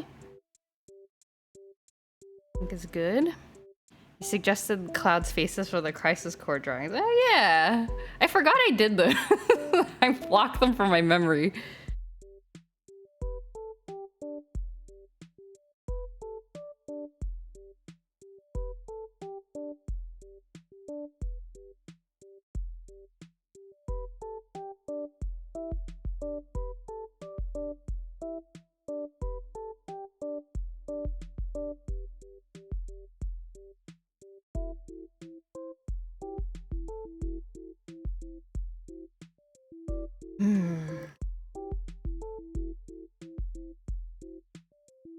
Nina's pose looks kind of boring. Maybe you should tilt her head more, like more cutesy, like this side.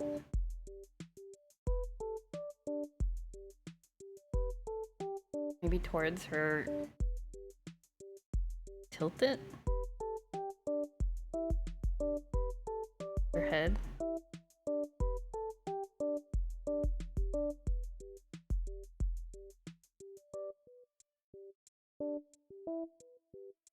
That might look a little better.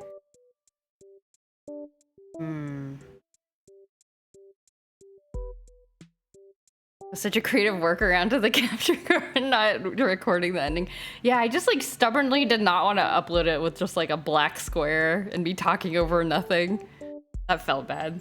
I was like, I can draw stuff, but I feel like I did underestimate how long it would take me to redraw all of the things. No one would have said anything if you hadn't bothered. Yeah, but I wanted it. I wanted something there. I've just done the cutest thing on earth. What did you do, Beanie?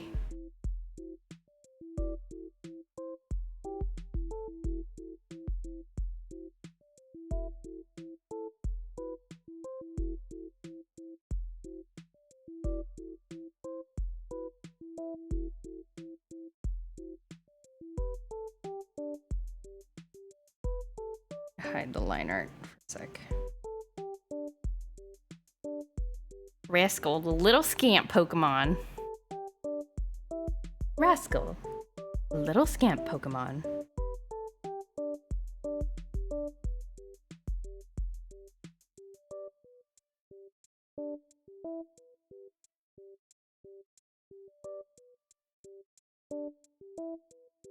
Let's move the sketch as well, because I'm...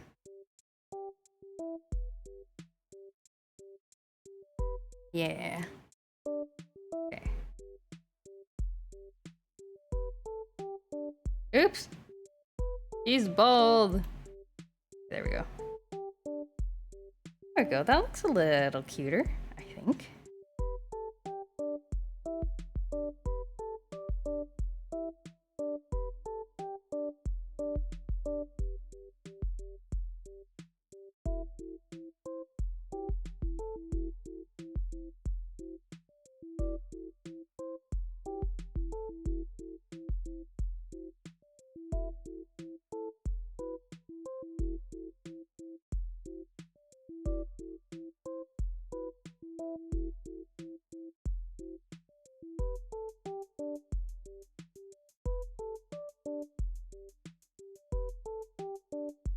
Okay.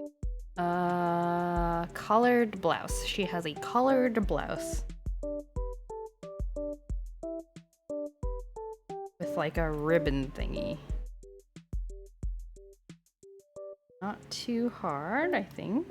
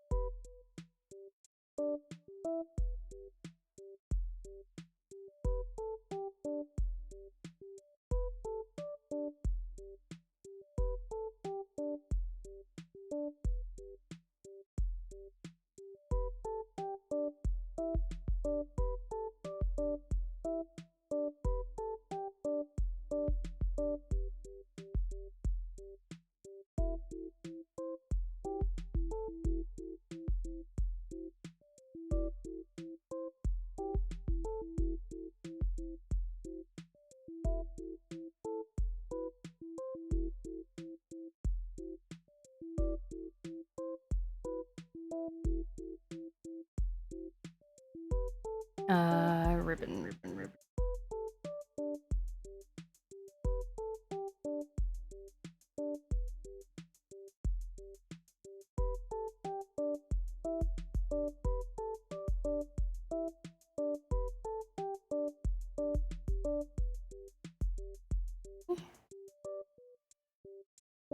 Looking good, I think.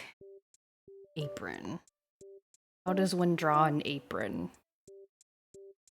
Can I draw on an Ellie? My Harvest Moon 64 one? Must have.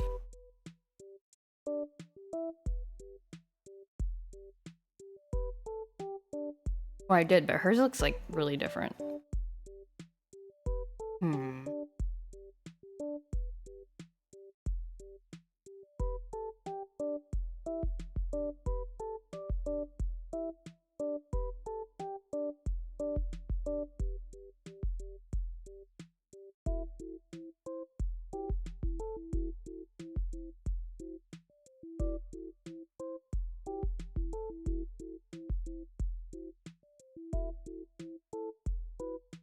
Apron.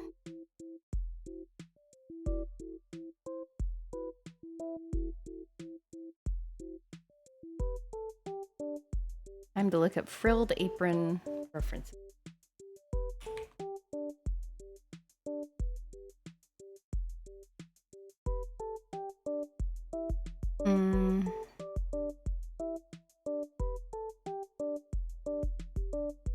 Okay.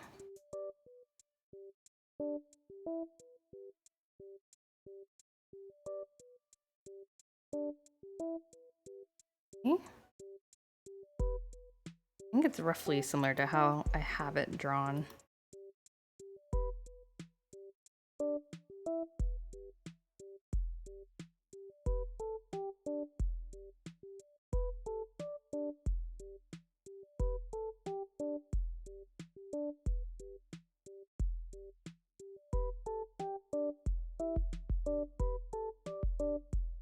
It's like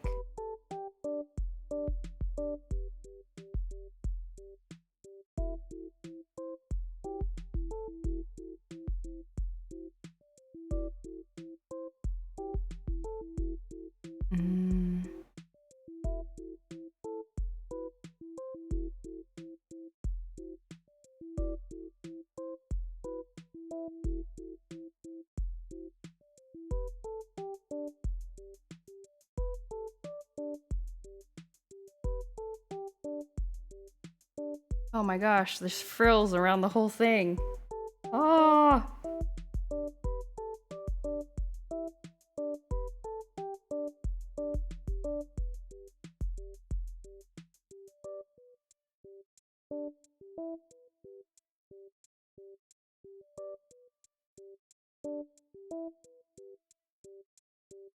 There's Nina gotta be so extra.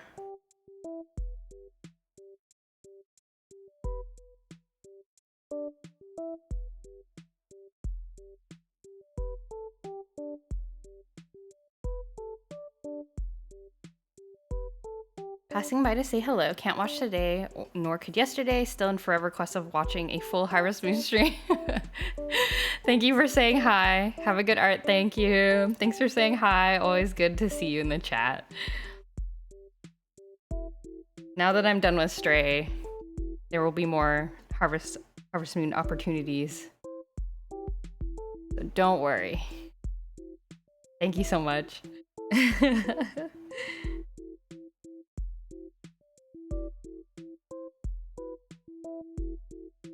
Yeah.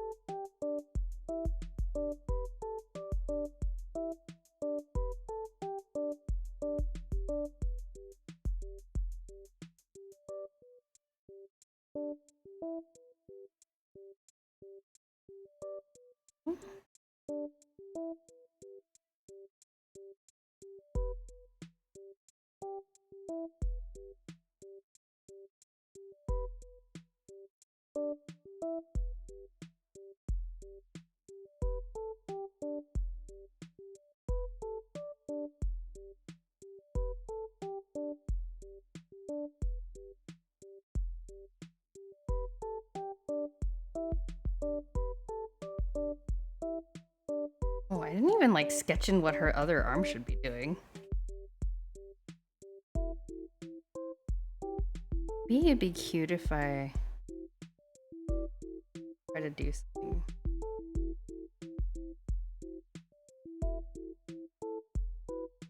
Maybe if she like hand on her face.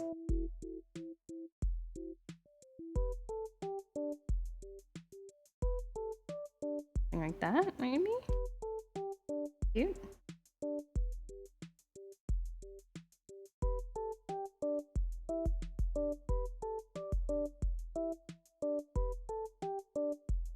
Cutesy pose.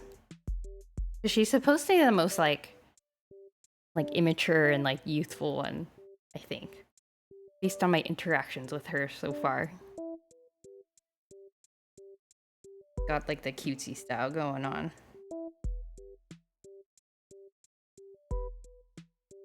Something like this would be cute.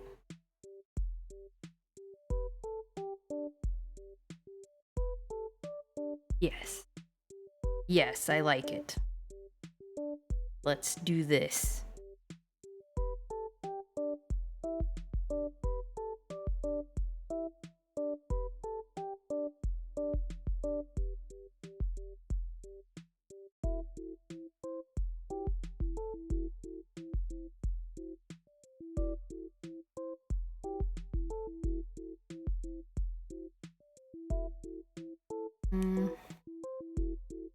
Her sleeves have frills. She's got frills everywhere.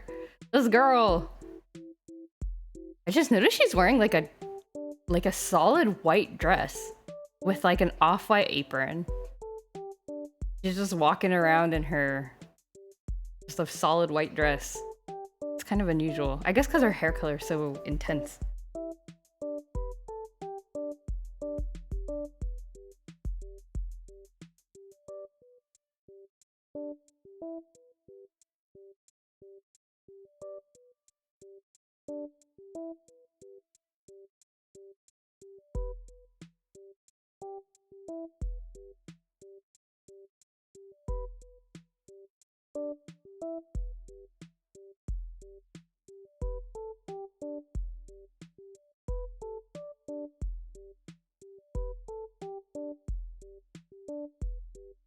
That looked kind of natural. Her hand on her cheek. I'm googling hand on cheek cute pose. Cute pose. Hand on cheek cute pose.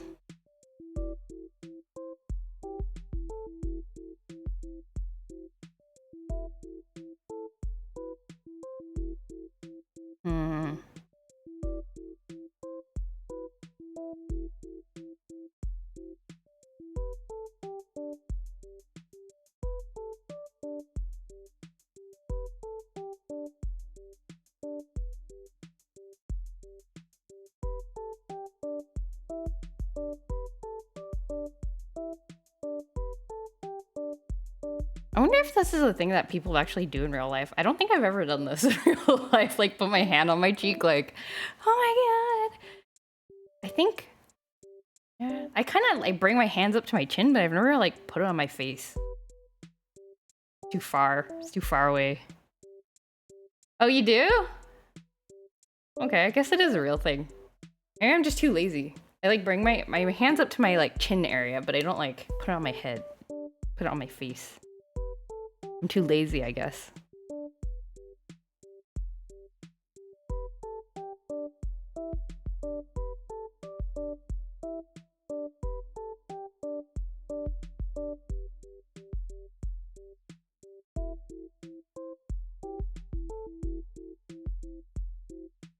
You know what? I think this hand is good enough. I'll just leave it. You put your elbow on a surface most of the time.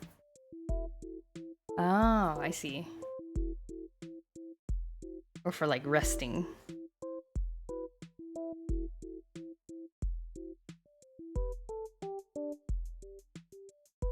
I've always wondered about like, you know how like idols, like K-pop idols, they like do cutesy poses, like they'll frame their face with like their hand or like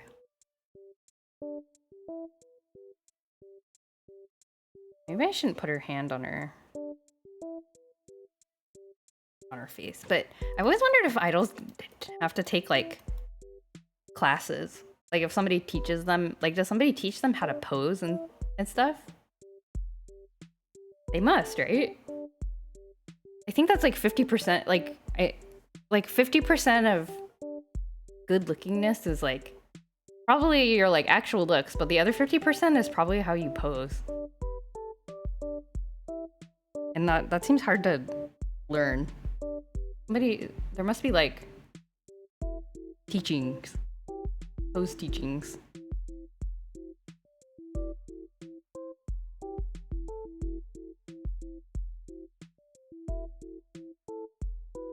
Definitely heavy indications on how to move and pose, but classes? I hadn't thought of it. Yeah, like I wonder if it's part of their like training, because obviously they have to practice like singing and dancing, but do they have to practice like posing? Like does somebody like give them feedback? Are they taught techniques and they have to like practice them as homework and then do it when they come back? Always thought about that.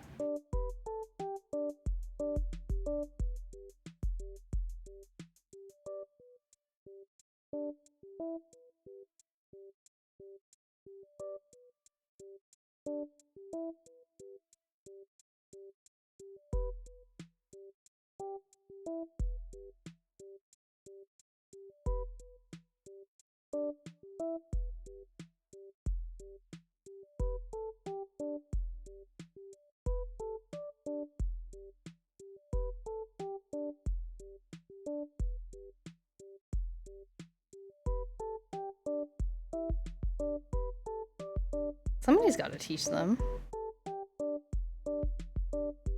Okay, maybe I'll do like a hand to face pose.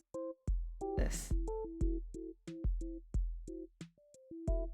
And I'm pretty sure people in entertainment have to practice how to talk publicly to interviews on television and such. Yeah. They must be thinking about a lot of stuff, because you have to think about how, like, what you're saying. Like for me, if I was ever interviewed, on television or whatever, I'd just be like thinking about what to say. But if you're like an idol or an actress or something, or an actor, you have to like be sitting like straight and like making sure your face isn't like looking weird. Professional curse that lasts 2 months. Professional curse? What is the professional curse? That sounds scary.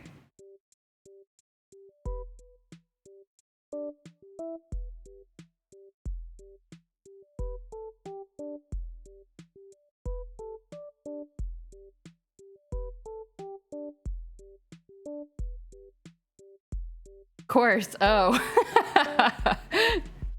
I was like, a curse that lasts 2 months. Oh my gosh. Sounds horrible.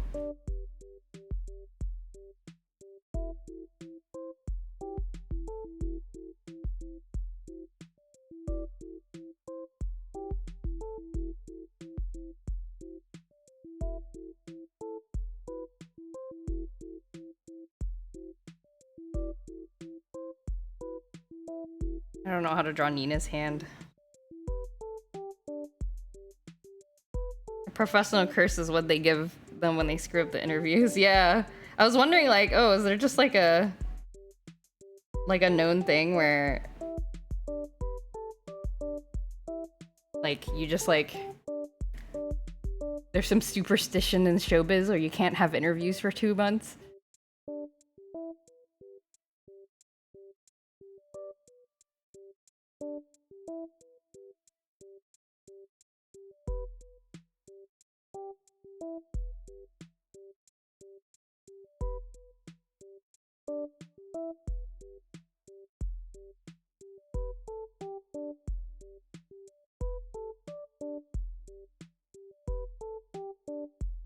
Maybe I should just copy Nina's pose in the official art. She's just kind of like has her hand up like in a fist.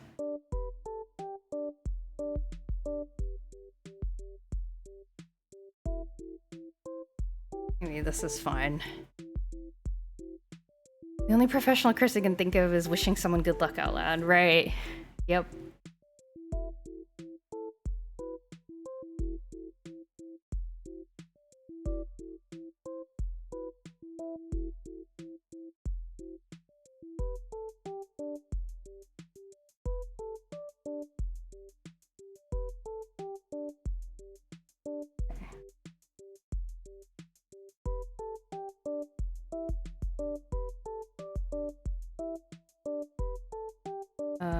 Okay.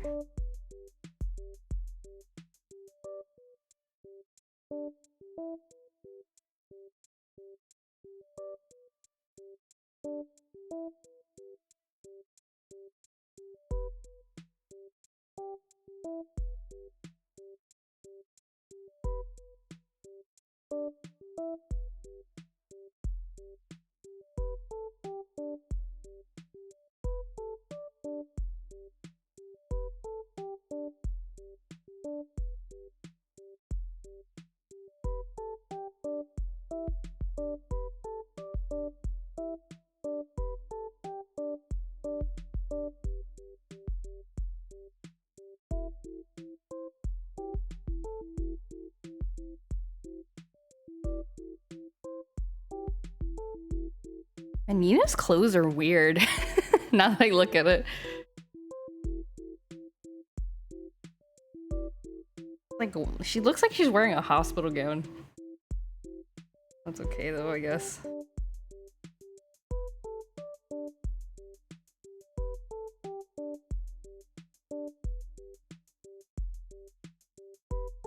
Shouldn't be criticizing her fashion choices.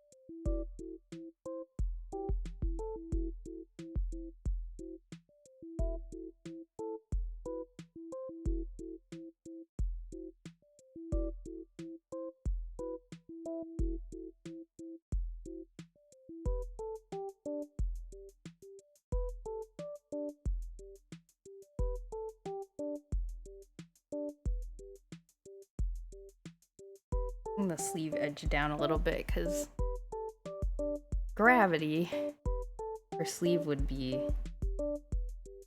slipping down her arm just a bit.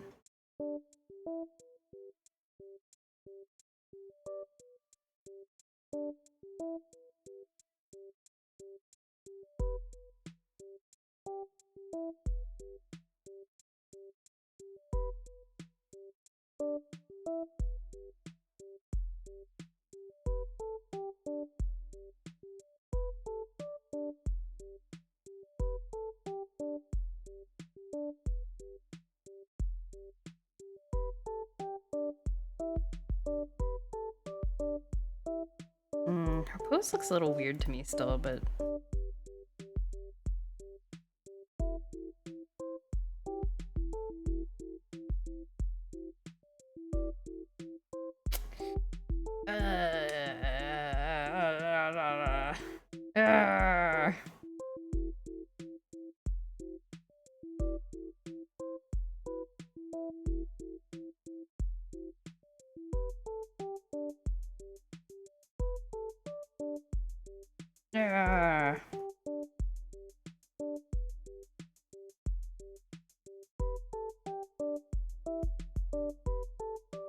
her hand in her lap? That looks weird. Maybe just extend it out?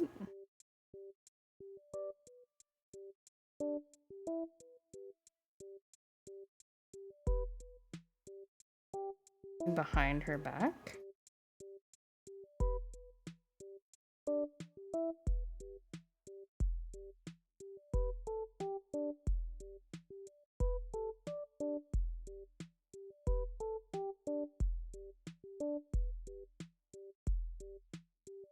Look, if I draw her arm like this, like behind her back, she looks like she's hiding a knife. I don't know if it's because of her face or what.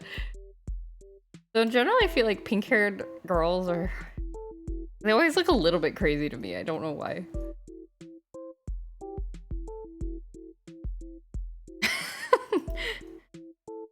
Love you, girl, like that. I see, huh? Doesn't she look like she's hiding a knife? But I kind of like it better than the arm pose I had. And she's not so like the hand on her hip does not look right either, because she's not kind of the... She doesn't strike me as the like confident, like assertive type.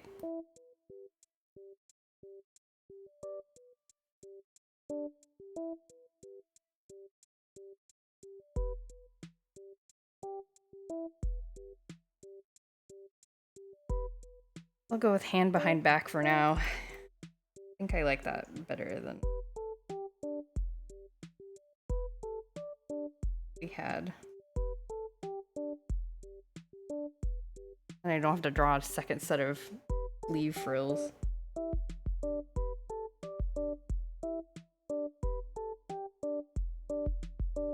I'll come back to it later. Maybe it'll look better after I draw the rest of her.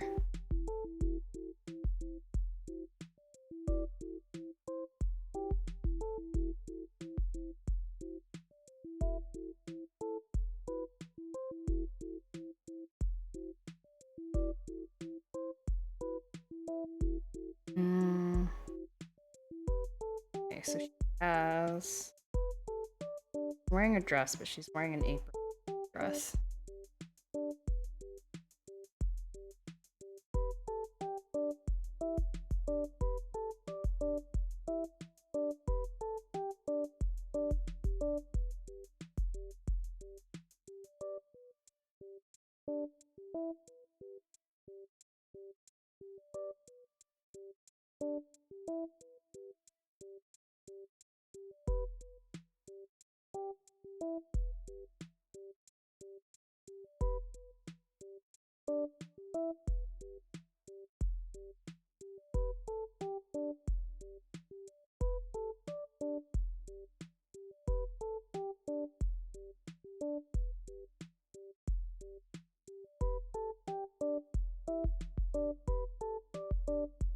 Well, butts.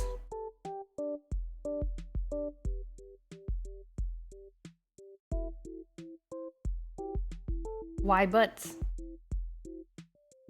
Why butts?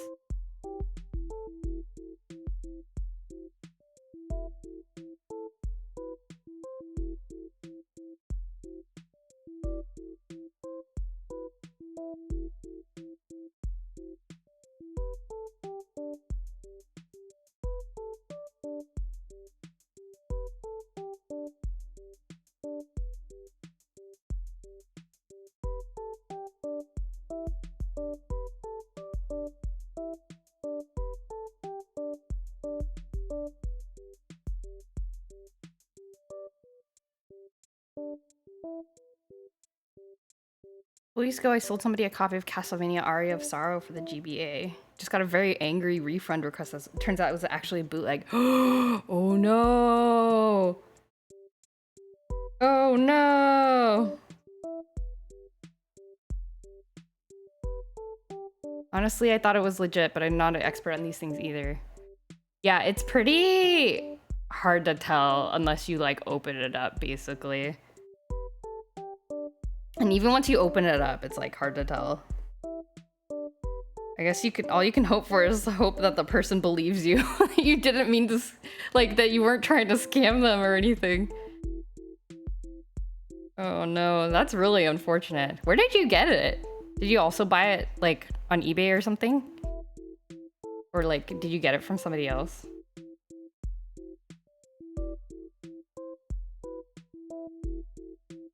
Oh no.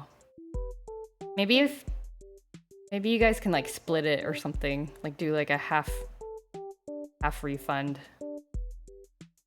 Because it's not like you knew either. Oh no. That is unfortunate. I don't know what I would do. Send them a message like, I'm real sorry, I did think it was real. When they're in refund request, they were like, I want my money back, and this person banned from eBay. Oh no. Yeah. Maybe if you can sort of explain where you got it from and see if they believe you. That's really unfortunate. Gosh. That reminds me, I bought like this was several years ago.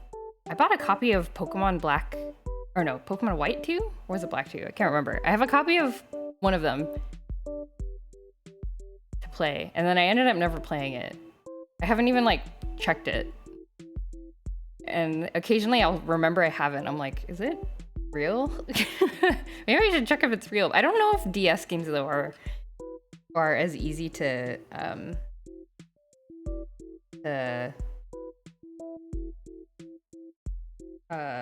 make counterfeit bootleg copies of. Like, I think it's actually relatively easy for like GBA, GB games. But for DS games, I don't know if there's like, if it's any harder or if it's just as easy. Oh, my copy's legit. Yeah, I don't actually remember where I got it. I have knowingly bought repro cards before and did research before listing this one since I couldn't remember, and as far as I could tell, it was legit. Ah.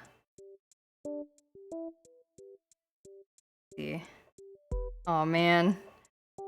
You just kind of have to hope that they believe you, I guess, huh? Oh, DS games are totally easy to knock off. Ah, I see. Basically, the only games you can never guarantee are real are GameCube discs. Oh, interesting.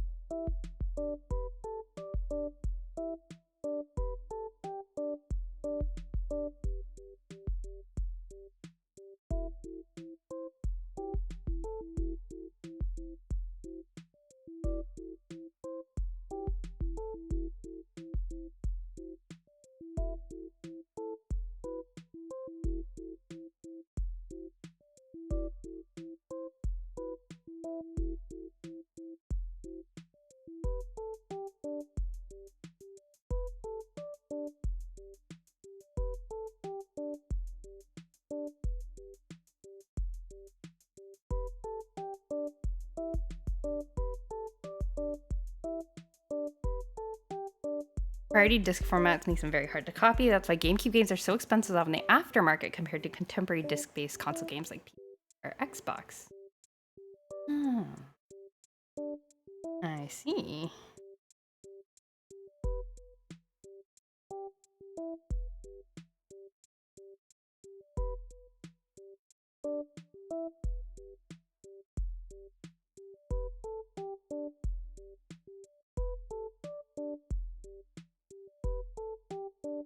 What are the chances that they're trying to scam me?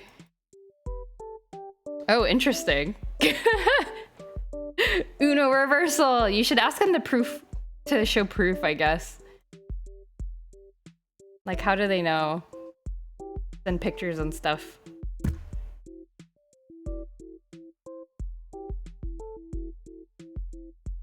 Do you have pictures of the inside?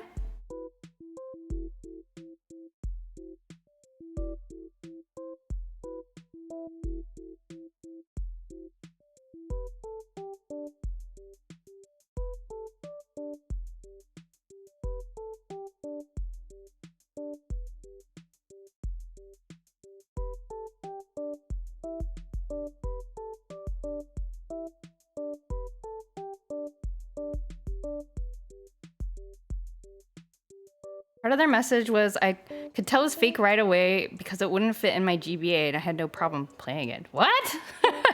Oh, I thought they were like... Oh, I thought they put it in like a GB operator or something and then it said it was fake or something. That's super sketch. That's very sketch. That's really, really sketch. I would 100% ask them for proof.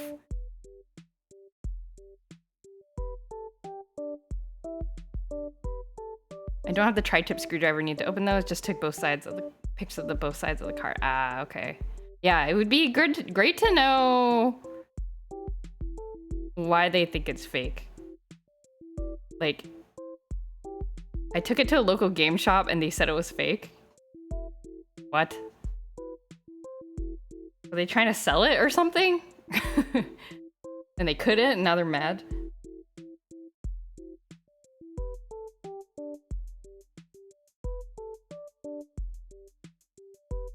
They should post on the R Game Boy subreddit.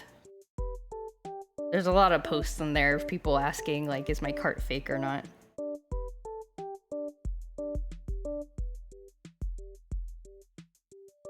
It's after their supposed can't put it in their system deal. Okay, yeah, that's sketch. I would, yeah,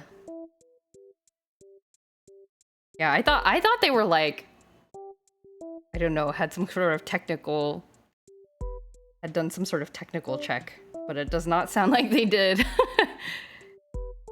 And it does not sound like they know how to describe a fake cartridge.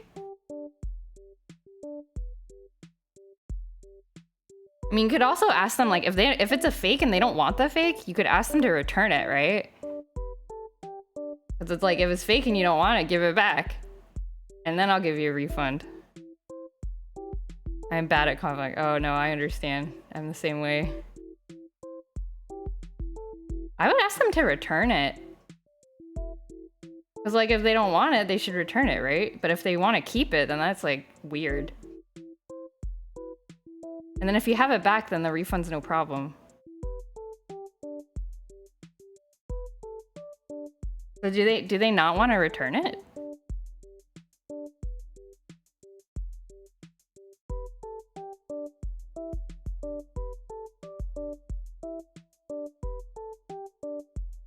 If it is real and they're just trying to scam me, then they won't want to give it back. Yeah, exactly. Yeah, if they're just trying to get it for free, then they'll want to keep it, right? But if they're actually just genuinely upset, then they'll return it because they won't want a fake one anyway, it sounds like. And they'll get your money back and you get your game back.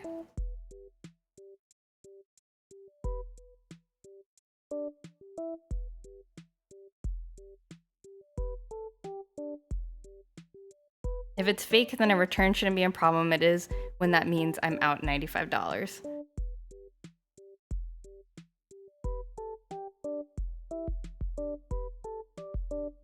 Return shouldn't be a problem. Oh wait, what do you mean?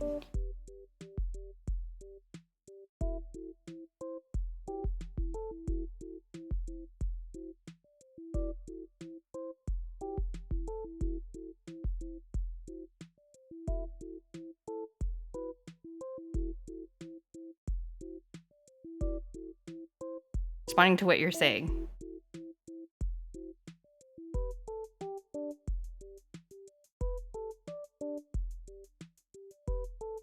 Yeah, hopefully they won't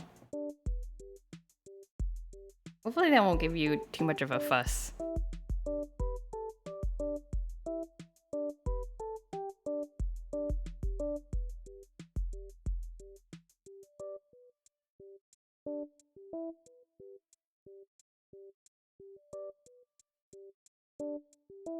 Maybe they've calmed down. Slash, maybe they're the ones scamming you.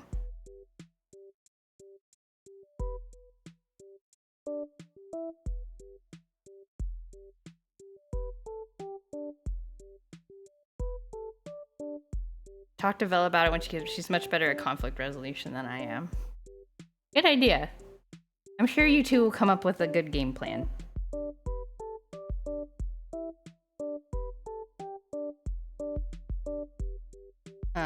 I often, my husband and I are good at different kinds of conflict resolution.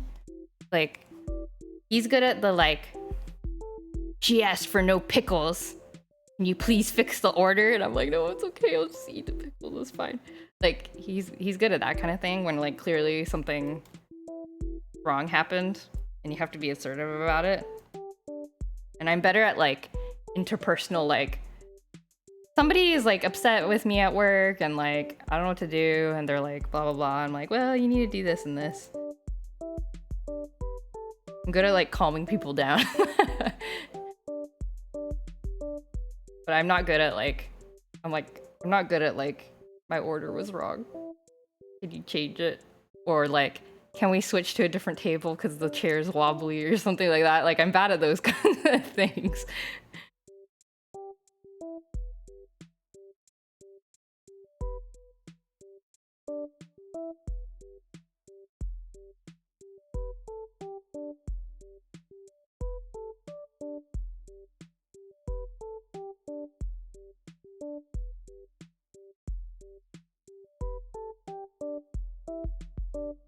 Belle is happy to drive back to Taco Bell and say they got an order wrong. I will have a panic attack asking the employee which aisle the glue is in. Yes. I'm like, I don't want to bother them.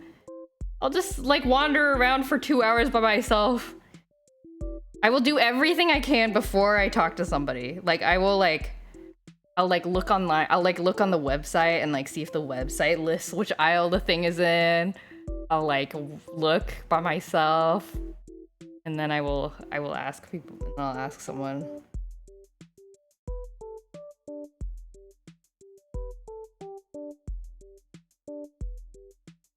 Yeah, I'm worried about bothering people. Same. Same. Absolutely same.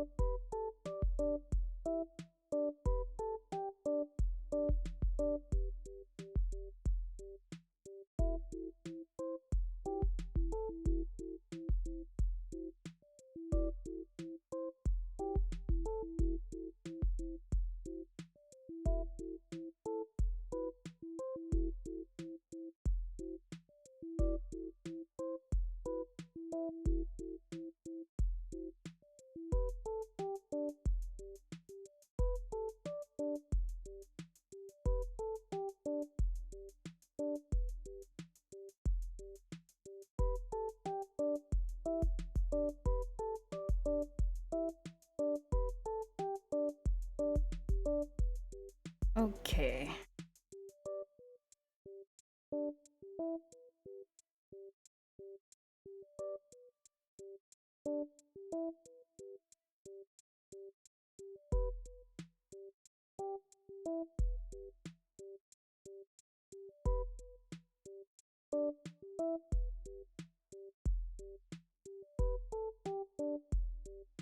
Oops.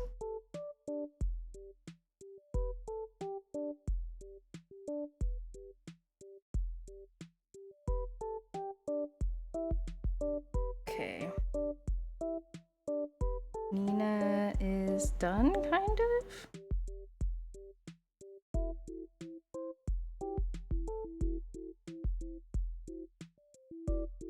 I feel like I need to fix her hair. She looks a lot wider in the official art. Like her hair is like super big. If I can adjust.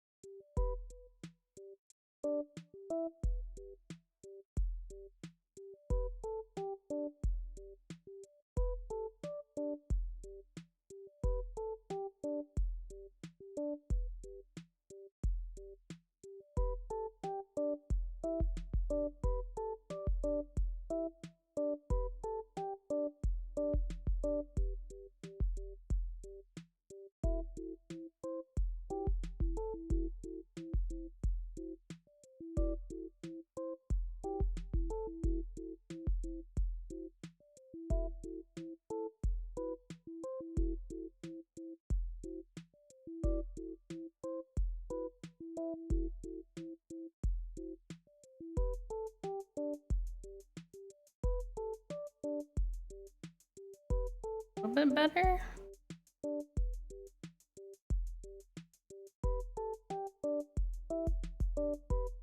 She looks a bit stiff. I'm not drawing her hair like... Maybe I shouldn't draw her hair so like... Oh, like... her curly loops. Hmm.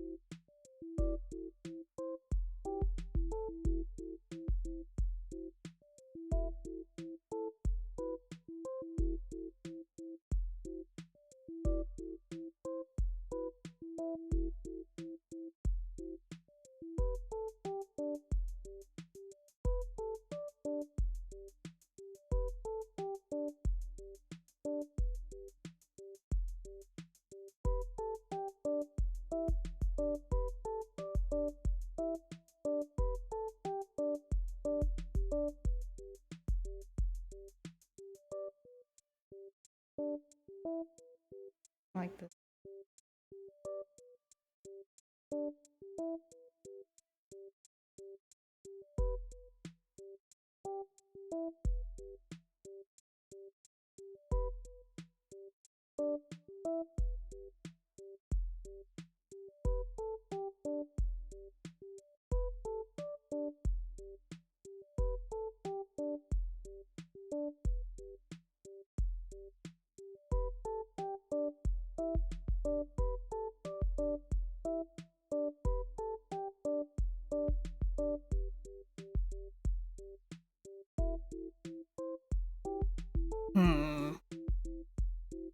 Idea, instead of Rascallion just being a bigger raccoon, I could also try to make it part garbage truck. You could.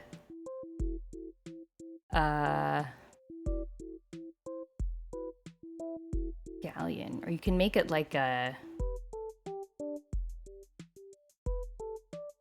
Garbage truck? Or like a thief? They already kind of did that with Nick It though, I guess.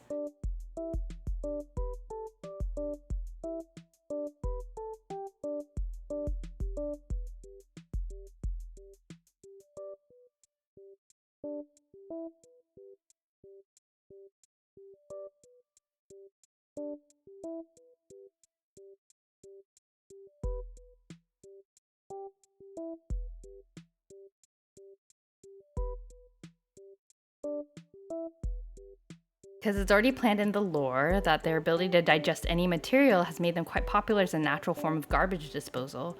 Folks will purposely leave out their garbage out for Rascallion to eat. Oh, interesting.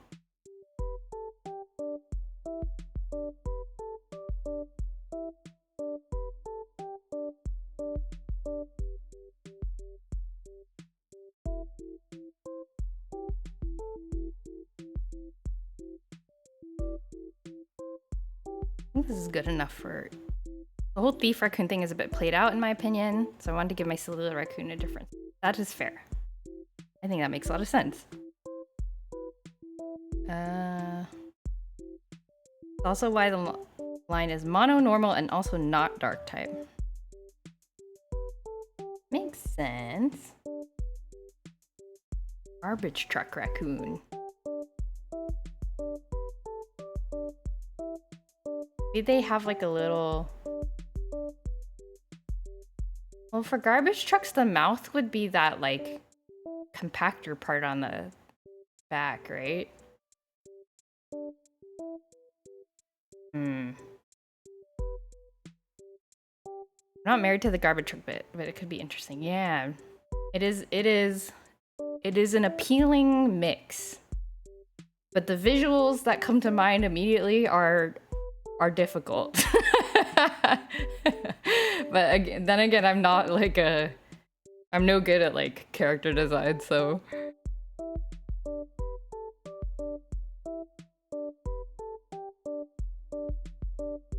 Okay, let's do Ellen next. Ellen.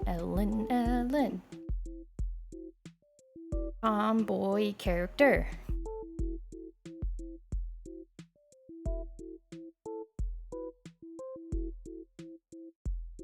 Looking at photos of raccoons, they tend to walk with a bit of a hump, so you can give their bodies a bit of a garbage truck shape and let the color scheme split up the shapes even more. Ooh. Maybe they like store the trash in their little garbage truck part. They store the trash for later. They like go around collecting all the trash in the neighborhood and then they eat it all when they get home. Like a garbage truck. The visuals of that are difficult. Translation. I don't like the idea of a raccoon with a trash receptacle for an asshole. Yeah, or the mouth. The mouth is... I was like, should the mouth be the trash part? And that's also hard. But maybe they just got like a little like built-in bucket where they put all their trash that they're gonna eat. And then like at dawn they all kind of swarm the streets, pick up all the trash.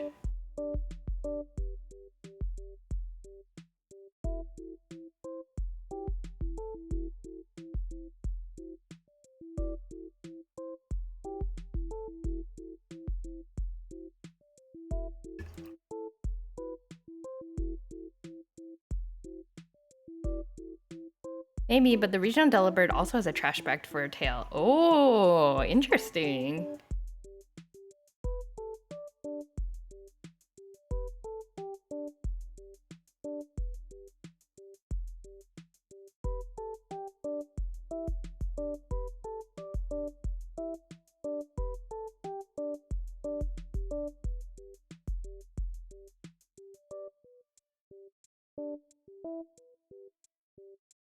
You're not showing you that one before? I don't think so. I don't think so.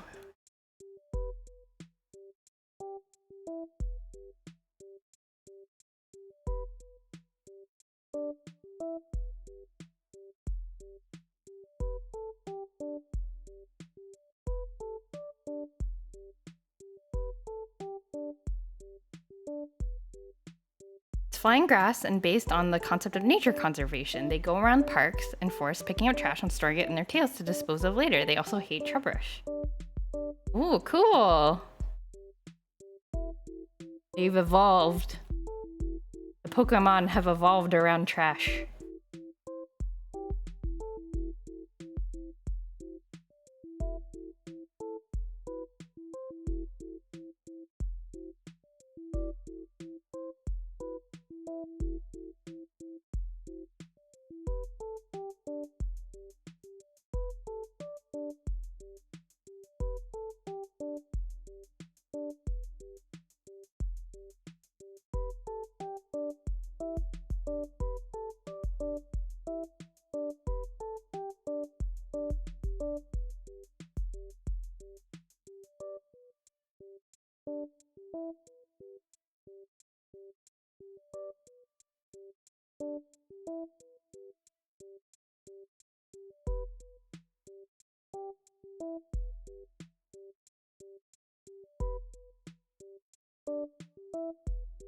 The Midwest is really big on nature conservation and recycling, so I wanted to make sure that was referenced. Ah.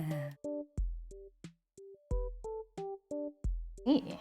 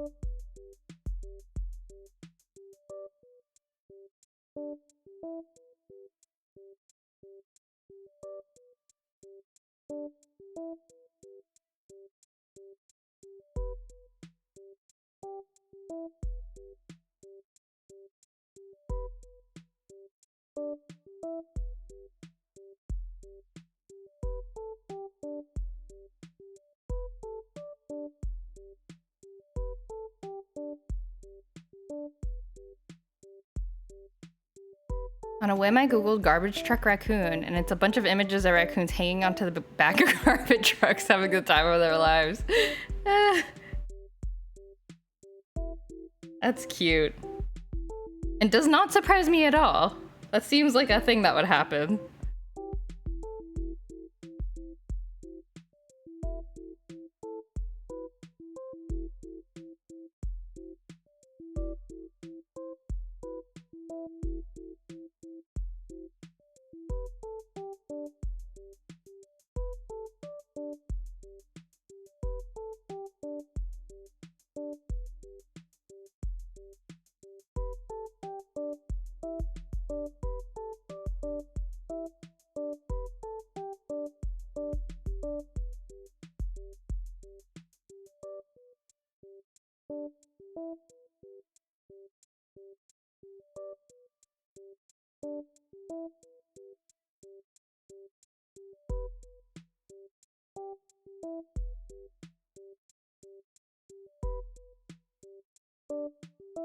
How do I draw a bird?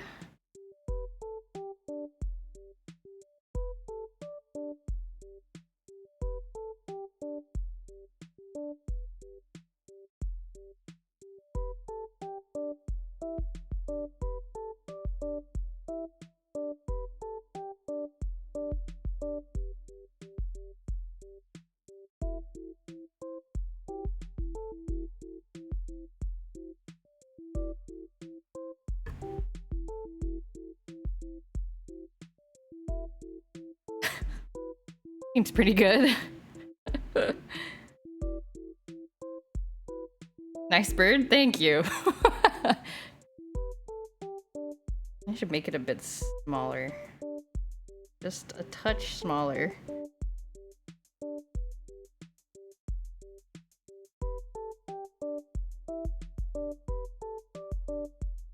go. Did it effortlessly? Well, I looked up a bird.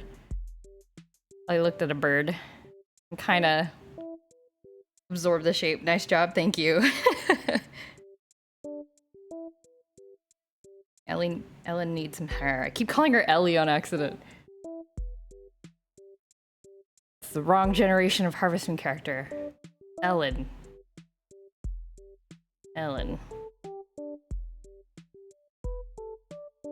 Oh, this is another character where her bangs are on the opposite side of where I'm drawing.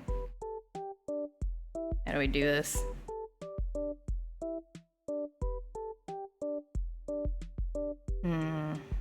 And she kind of has like, it kind of looks like she has like an undercut a little bit.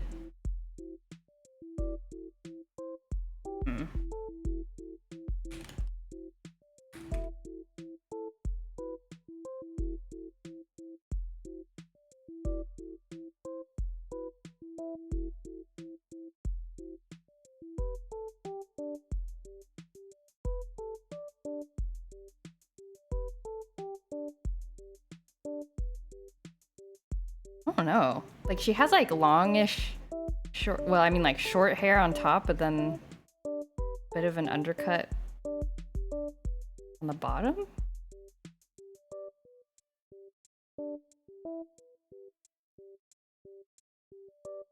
Cool.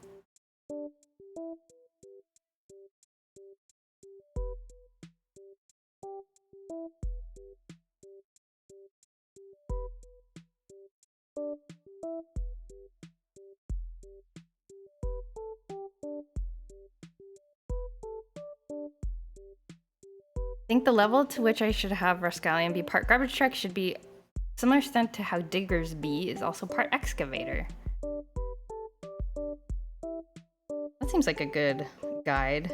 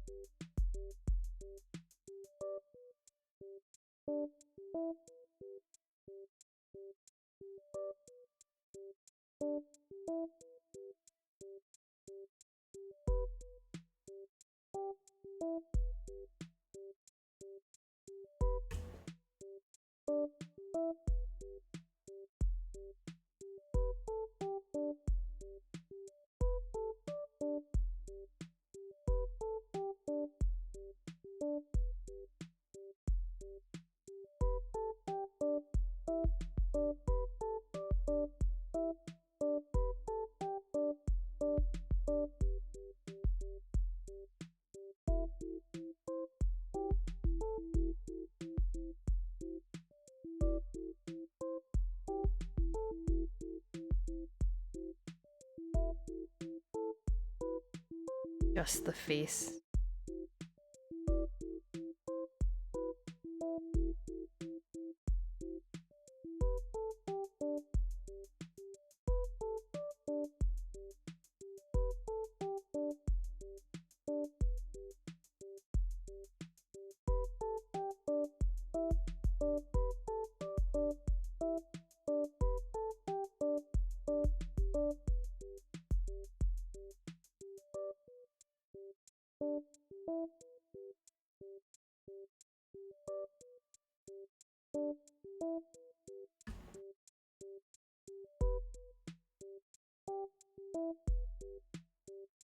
Okay. Ellen looks like a K-pop idol now. That's okay though.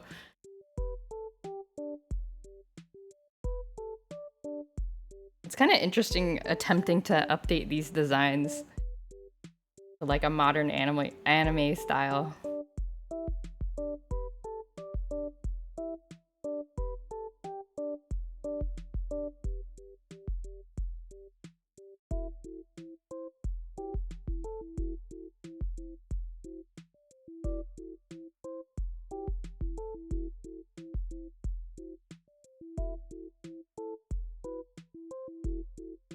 Okay. One is done. Let's do... Oh my gosh, I forgot to draw the flower basket for Nina. Oh! I don't want to draw a flower basket. Why did I put it in the sketch? Ah! Flower basket. Arm?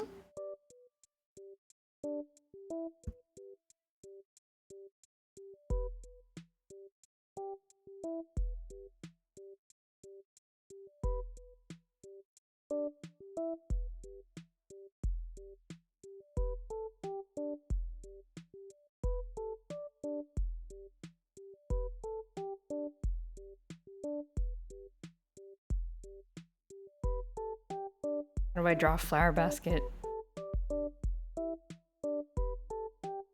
I should Google pictures of Aerith as reference pictures.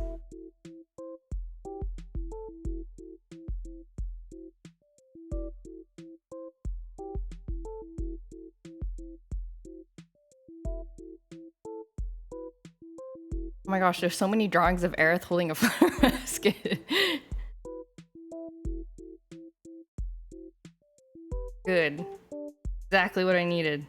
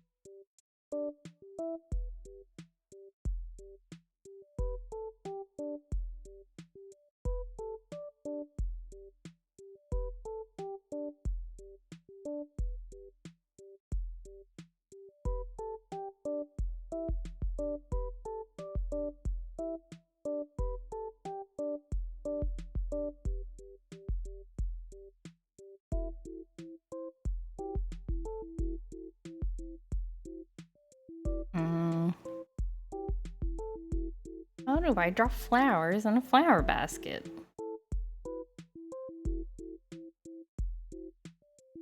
And which flowers should I draw? What flowers do Harvest Moon for Nintendo have?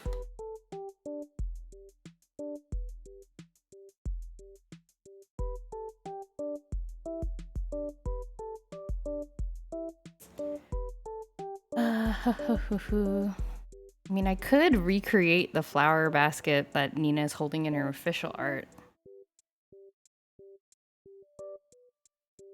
I think it would be more fun to draw flowers from the game.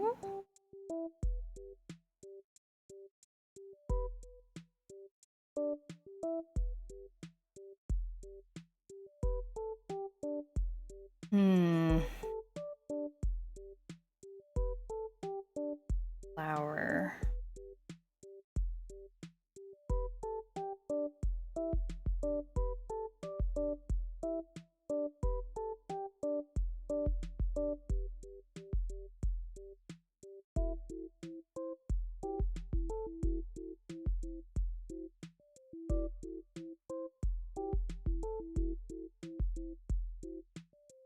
Maybe I should just do the normal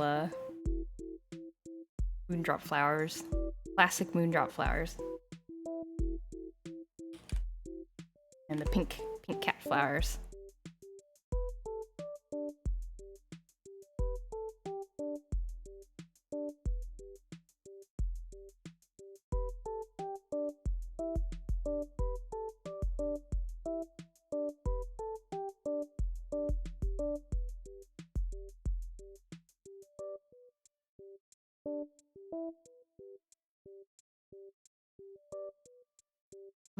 Moondrop flowers. Okay.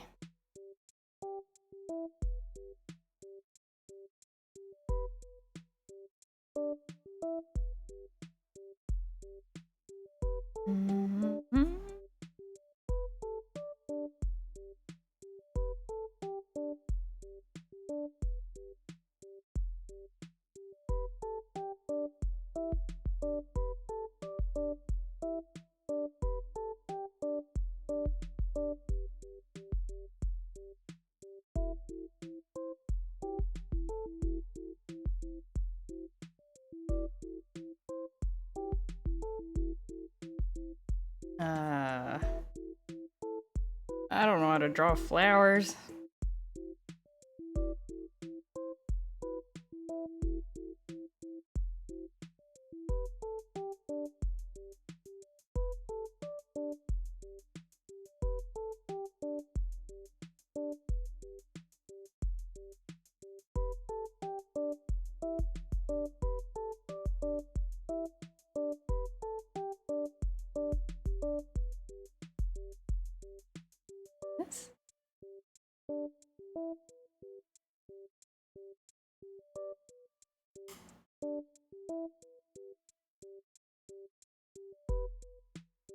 And like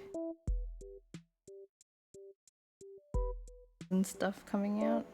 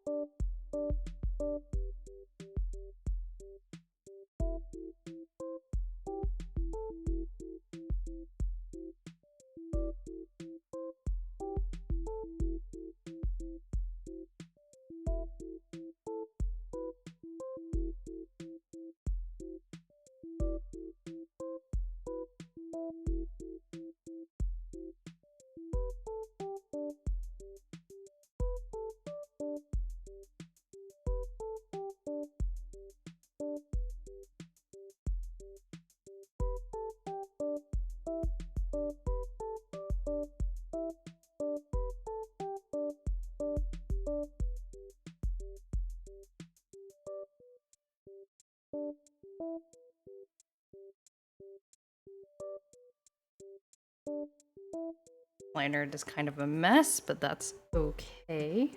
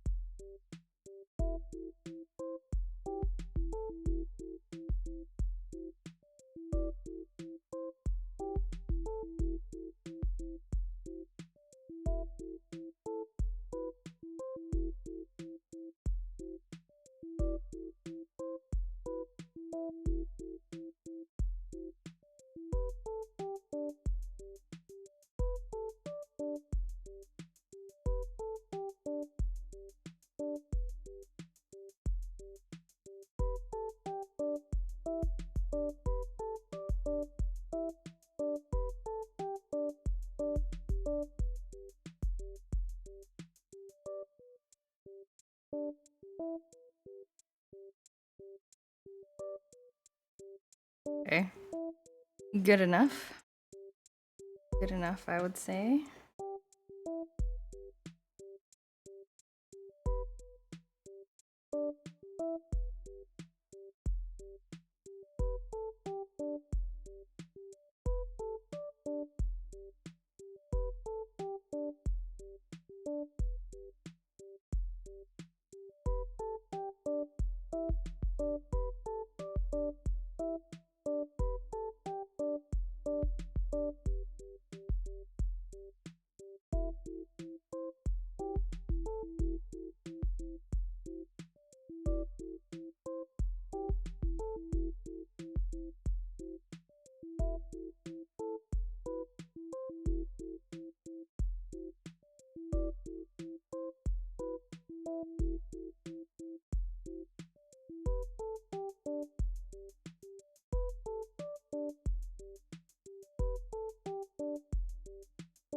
Yeah.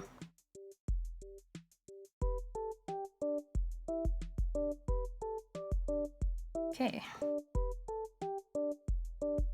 Back to Ellen. Done with Ellen though.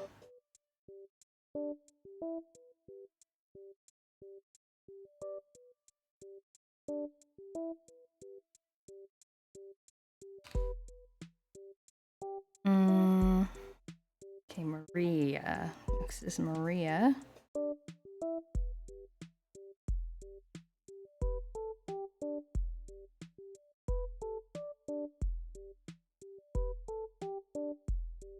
Pretty good.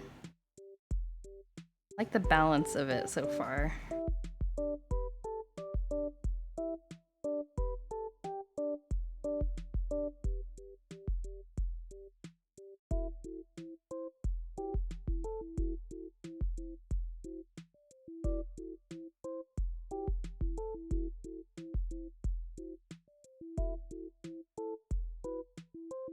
Her pose looks kind of stiff, actually. Wonder if I want to change it.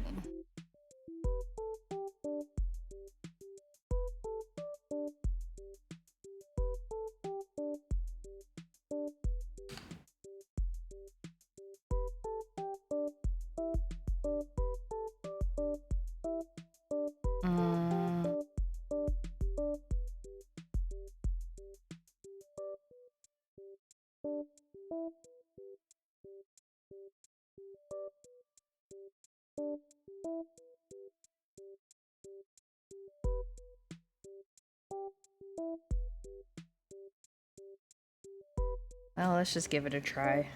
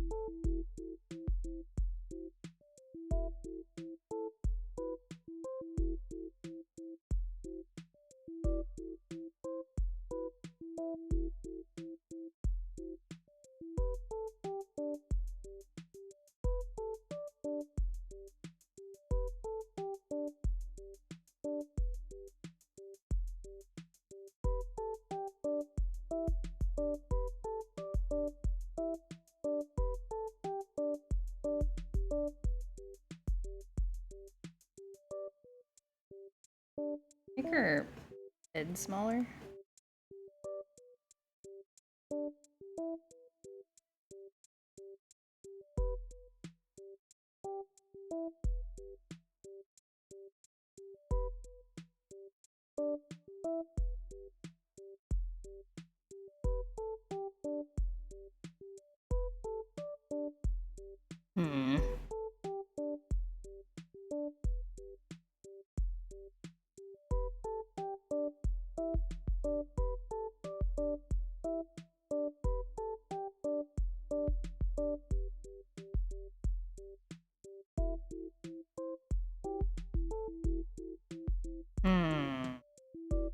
How do I draw somebody Gray.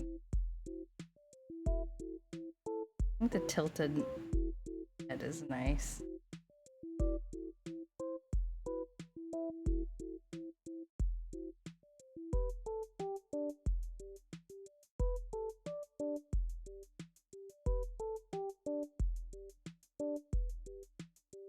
Praying hands.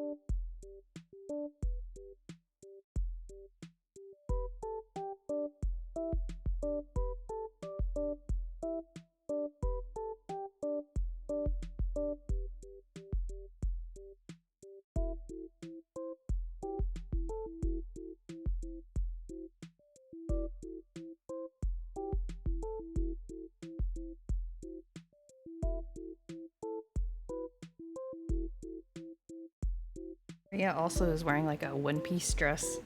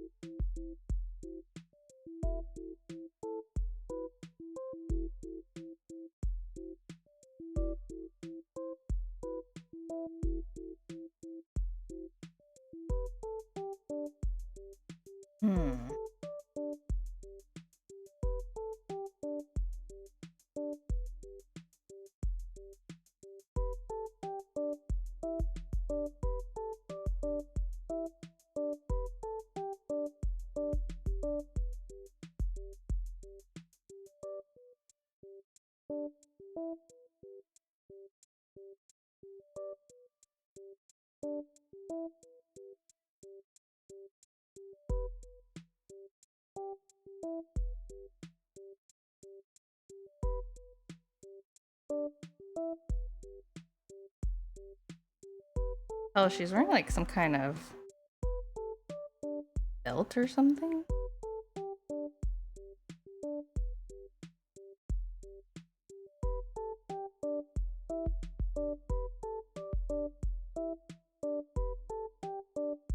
Draw one anyway, because why not?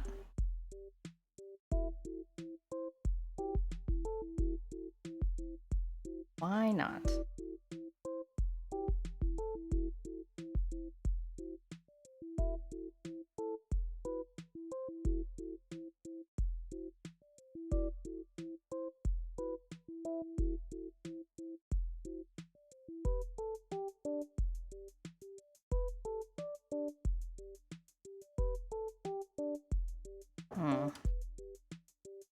This looks kind of weird still.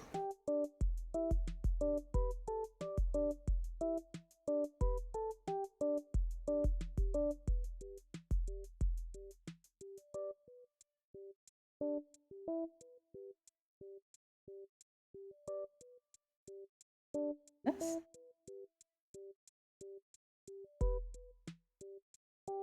Give her a little bit more of a neck.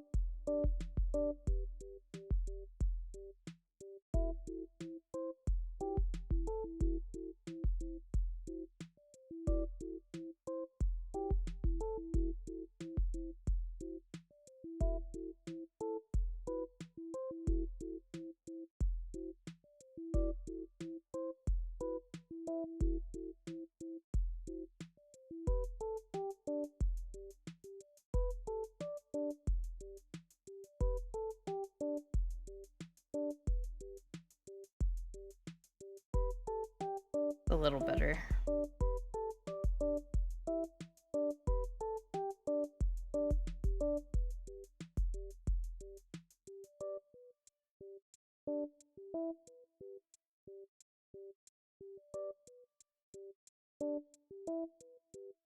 Now for hair.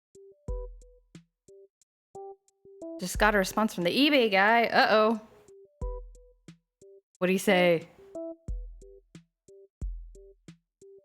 It's your responsibility as a seller to know what you're selling, especially in the gaming and toy market. You need to do better and make sure you're not wasting anyone's time and money. I have zero sympathy for repro scumbags ruining this market. I'm no expert either, but even I knew this wasn't right. You'll be lucky if it stops at getting my money back. If I'm able, I make sure you're out of the game completely. What game? What game is he trying to make you get out of? This is very like, do you know who I am energy? Like, what? Well, this person seems to be very vindictive. I don't know. I feel like if the possibility of this was a mistake and if you return it, you'll get your money back is not an option, then I don't know. What does he want? I don't know. I think if you're very much like return, I set it so that returns are okay and I offered a return, like eBay will be like, why didn't you just do the return? I don't know. Have you banned from eBay? I see. I feel like, I don't know. I mean, if you're offering like, if you're offering like, hey, return it to me and I'll give you the refund, I feel like that's a very normal thing. And eBay would be like, why don't you just, to that guy, they would be like, why didn't you just do that? You get your money back. I don't know. I feel like they don't have too much of a platform to stand on. I'm sorry they're being mean to you. Very not cool.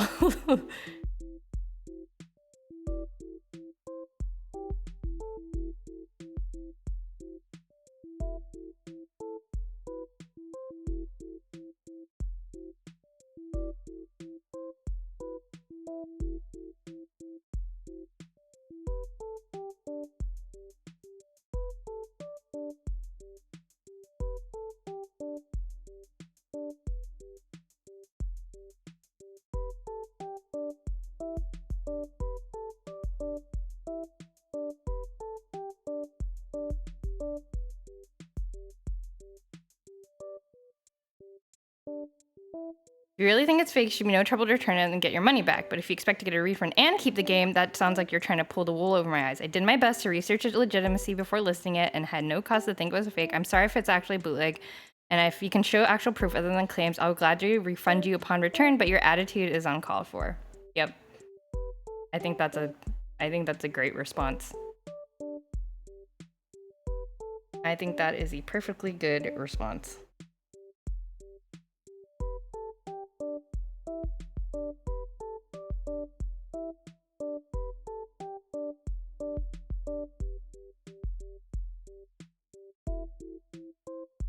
Like, I don't see what the problem is. Like, if he can show proof, if he's that convinced, He should have proof, right? I mean, I understand being disappointed if it actually turned out to be a fake, but like, I don't know. Seems pretty over. I don't know. Seems kind of at this point just being rude.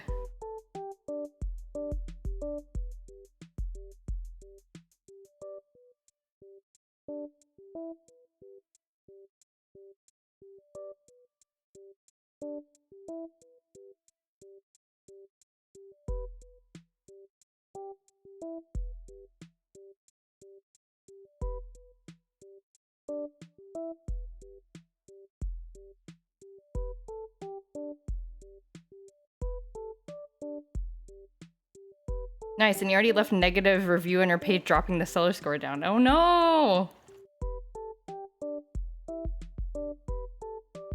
Can you get it removed? I don't know at all how eBay's like, I don't know what you call it, like arbitration thingy works.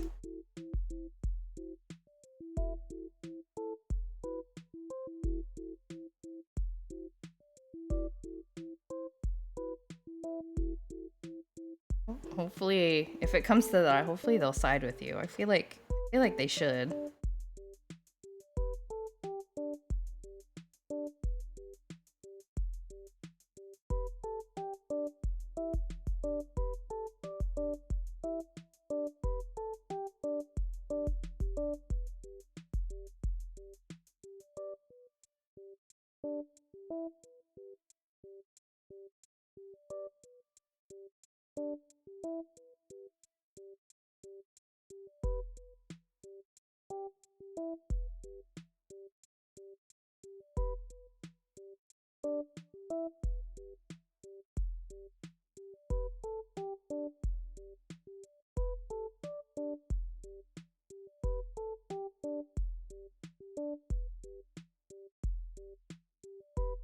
I'm sorry. Person is being very mean and unreasonable.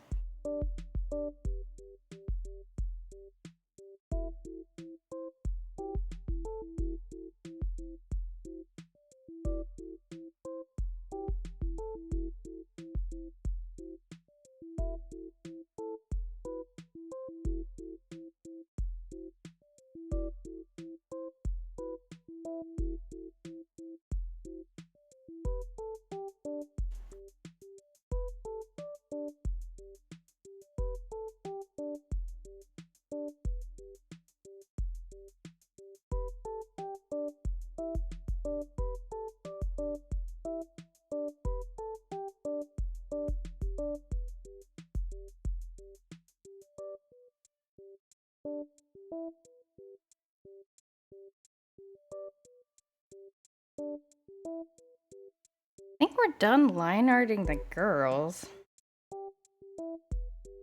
Let's do the horse and the dog, and then I think we'll be done for the day. Let's...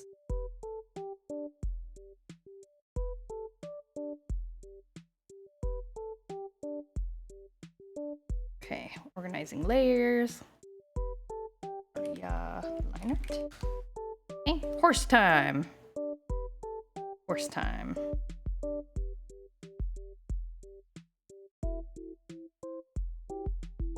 Harvest Moon horse.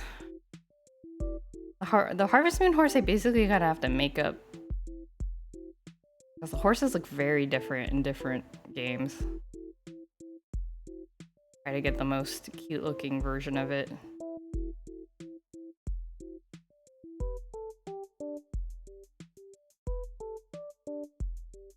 The Wonderful Life horse looks pretty cute.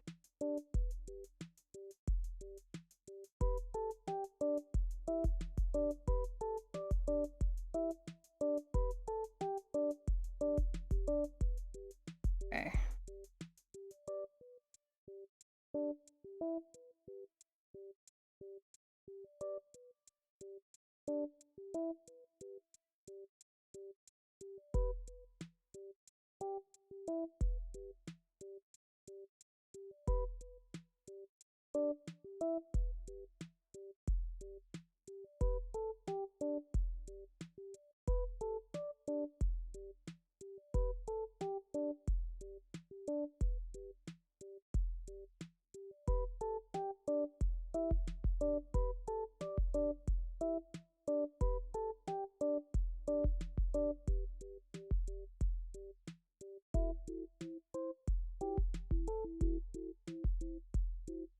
And more screenshots.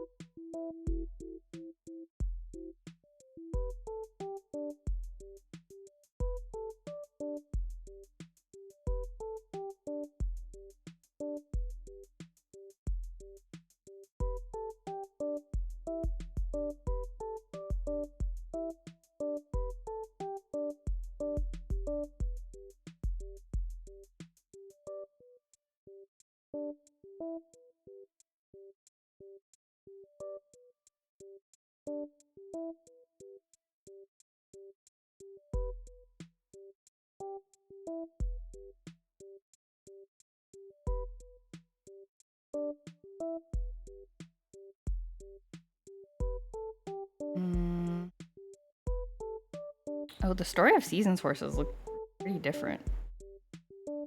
Interesting. Oh my god, your horse can die in A Wonderful Life? No! Oh no! No! That's good to know, I guess.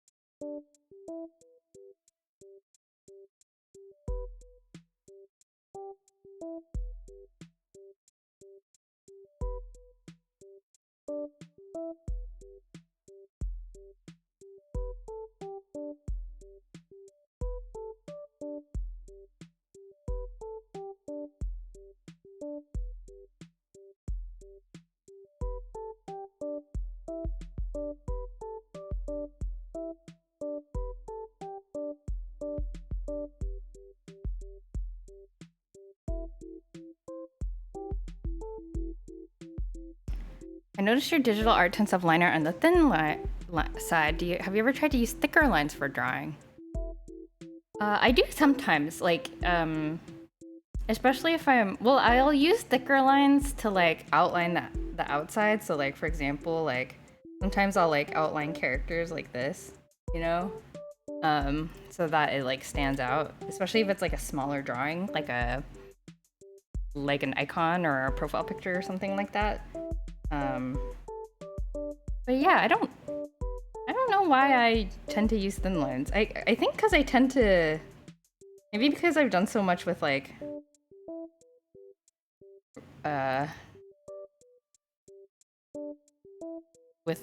traditional ink that I'm just used to it, and then I tend to kind of like fake like variation in thickness by filling stuff in like this, rather than doing it with like pressure. I don't know. I think because I like to make it look not so stiff. I think if I draw with a thicker line, then I think it tends to look kind of stiff.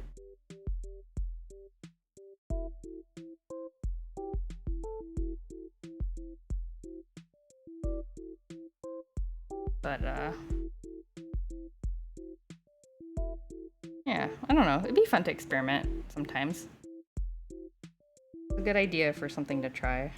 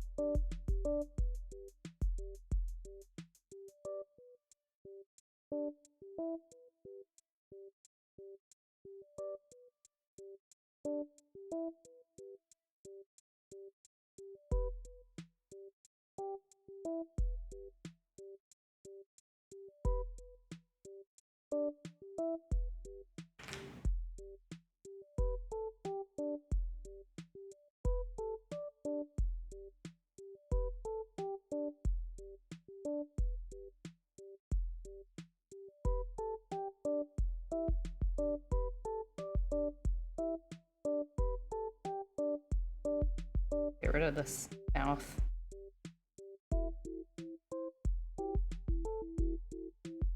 Okay. Saddle. I have to draw the saddle. How the heck do I draw saddle? Horse. Saddlebags. I'm gonna draw it inaccurately.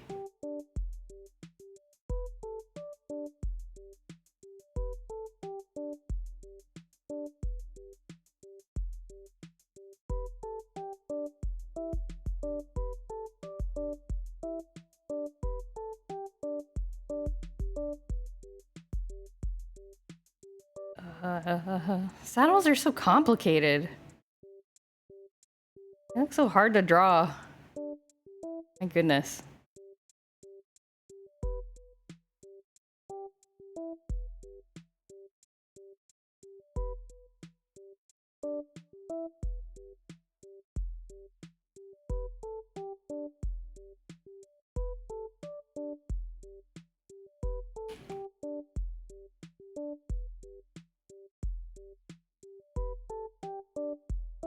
My God.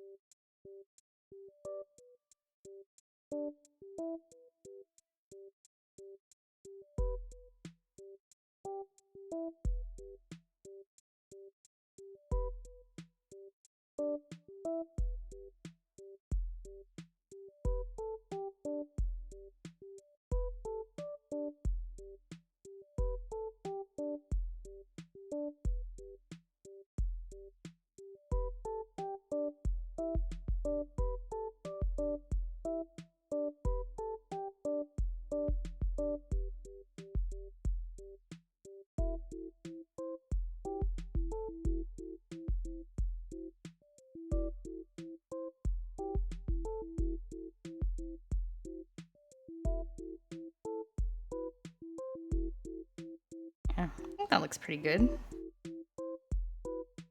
Horse.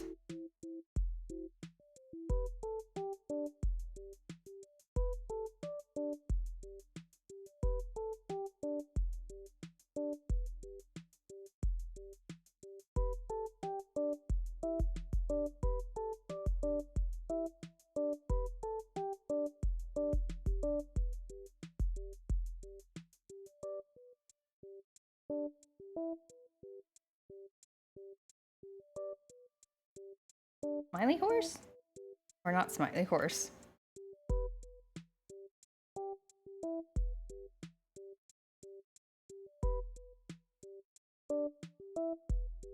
Then dog. Dog line art.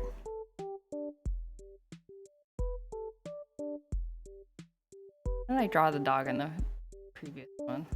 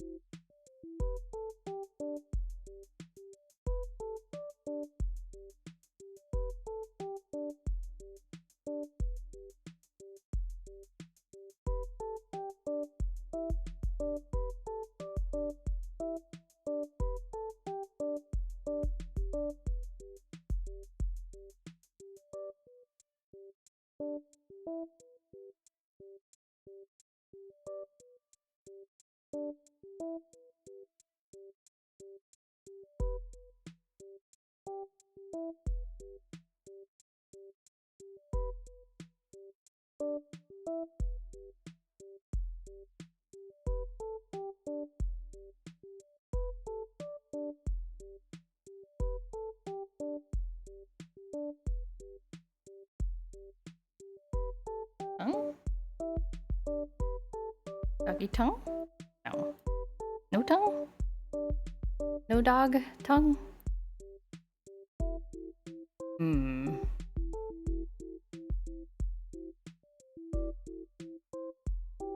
I guess the dog doesn't really open his mouth in the sprite. You dog. Thank you. Okay. Yo.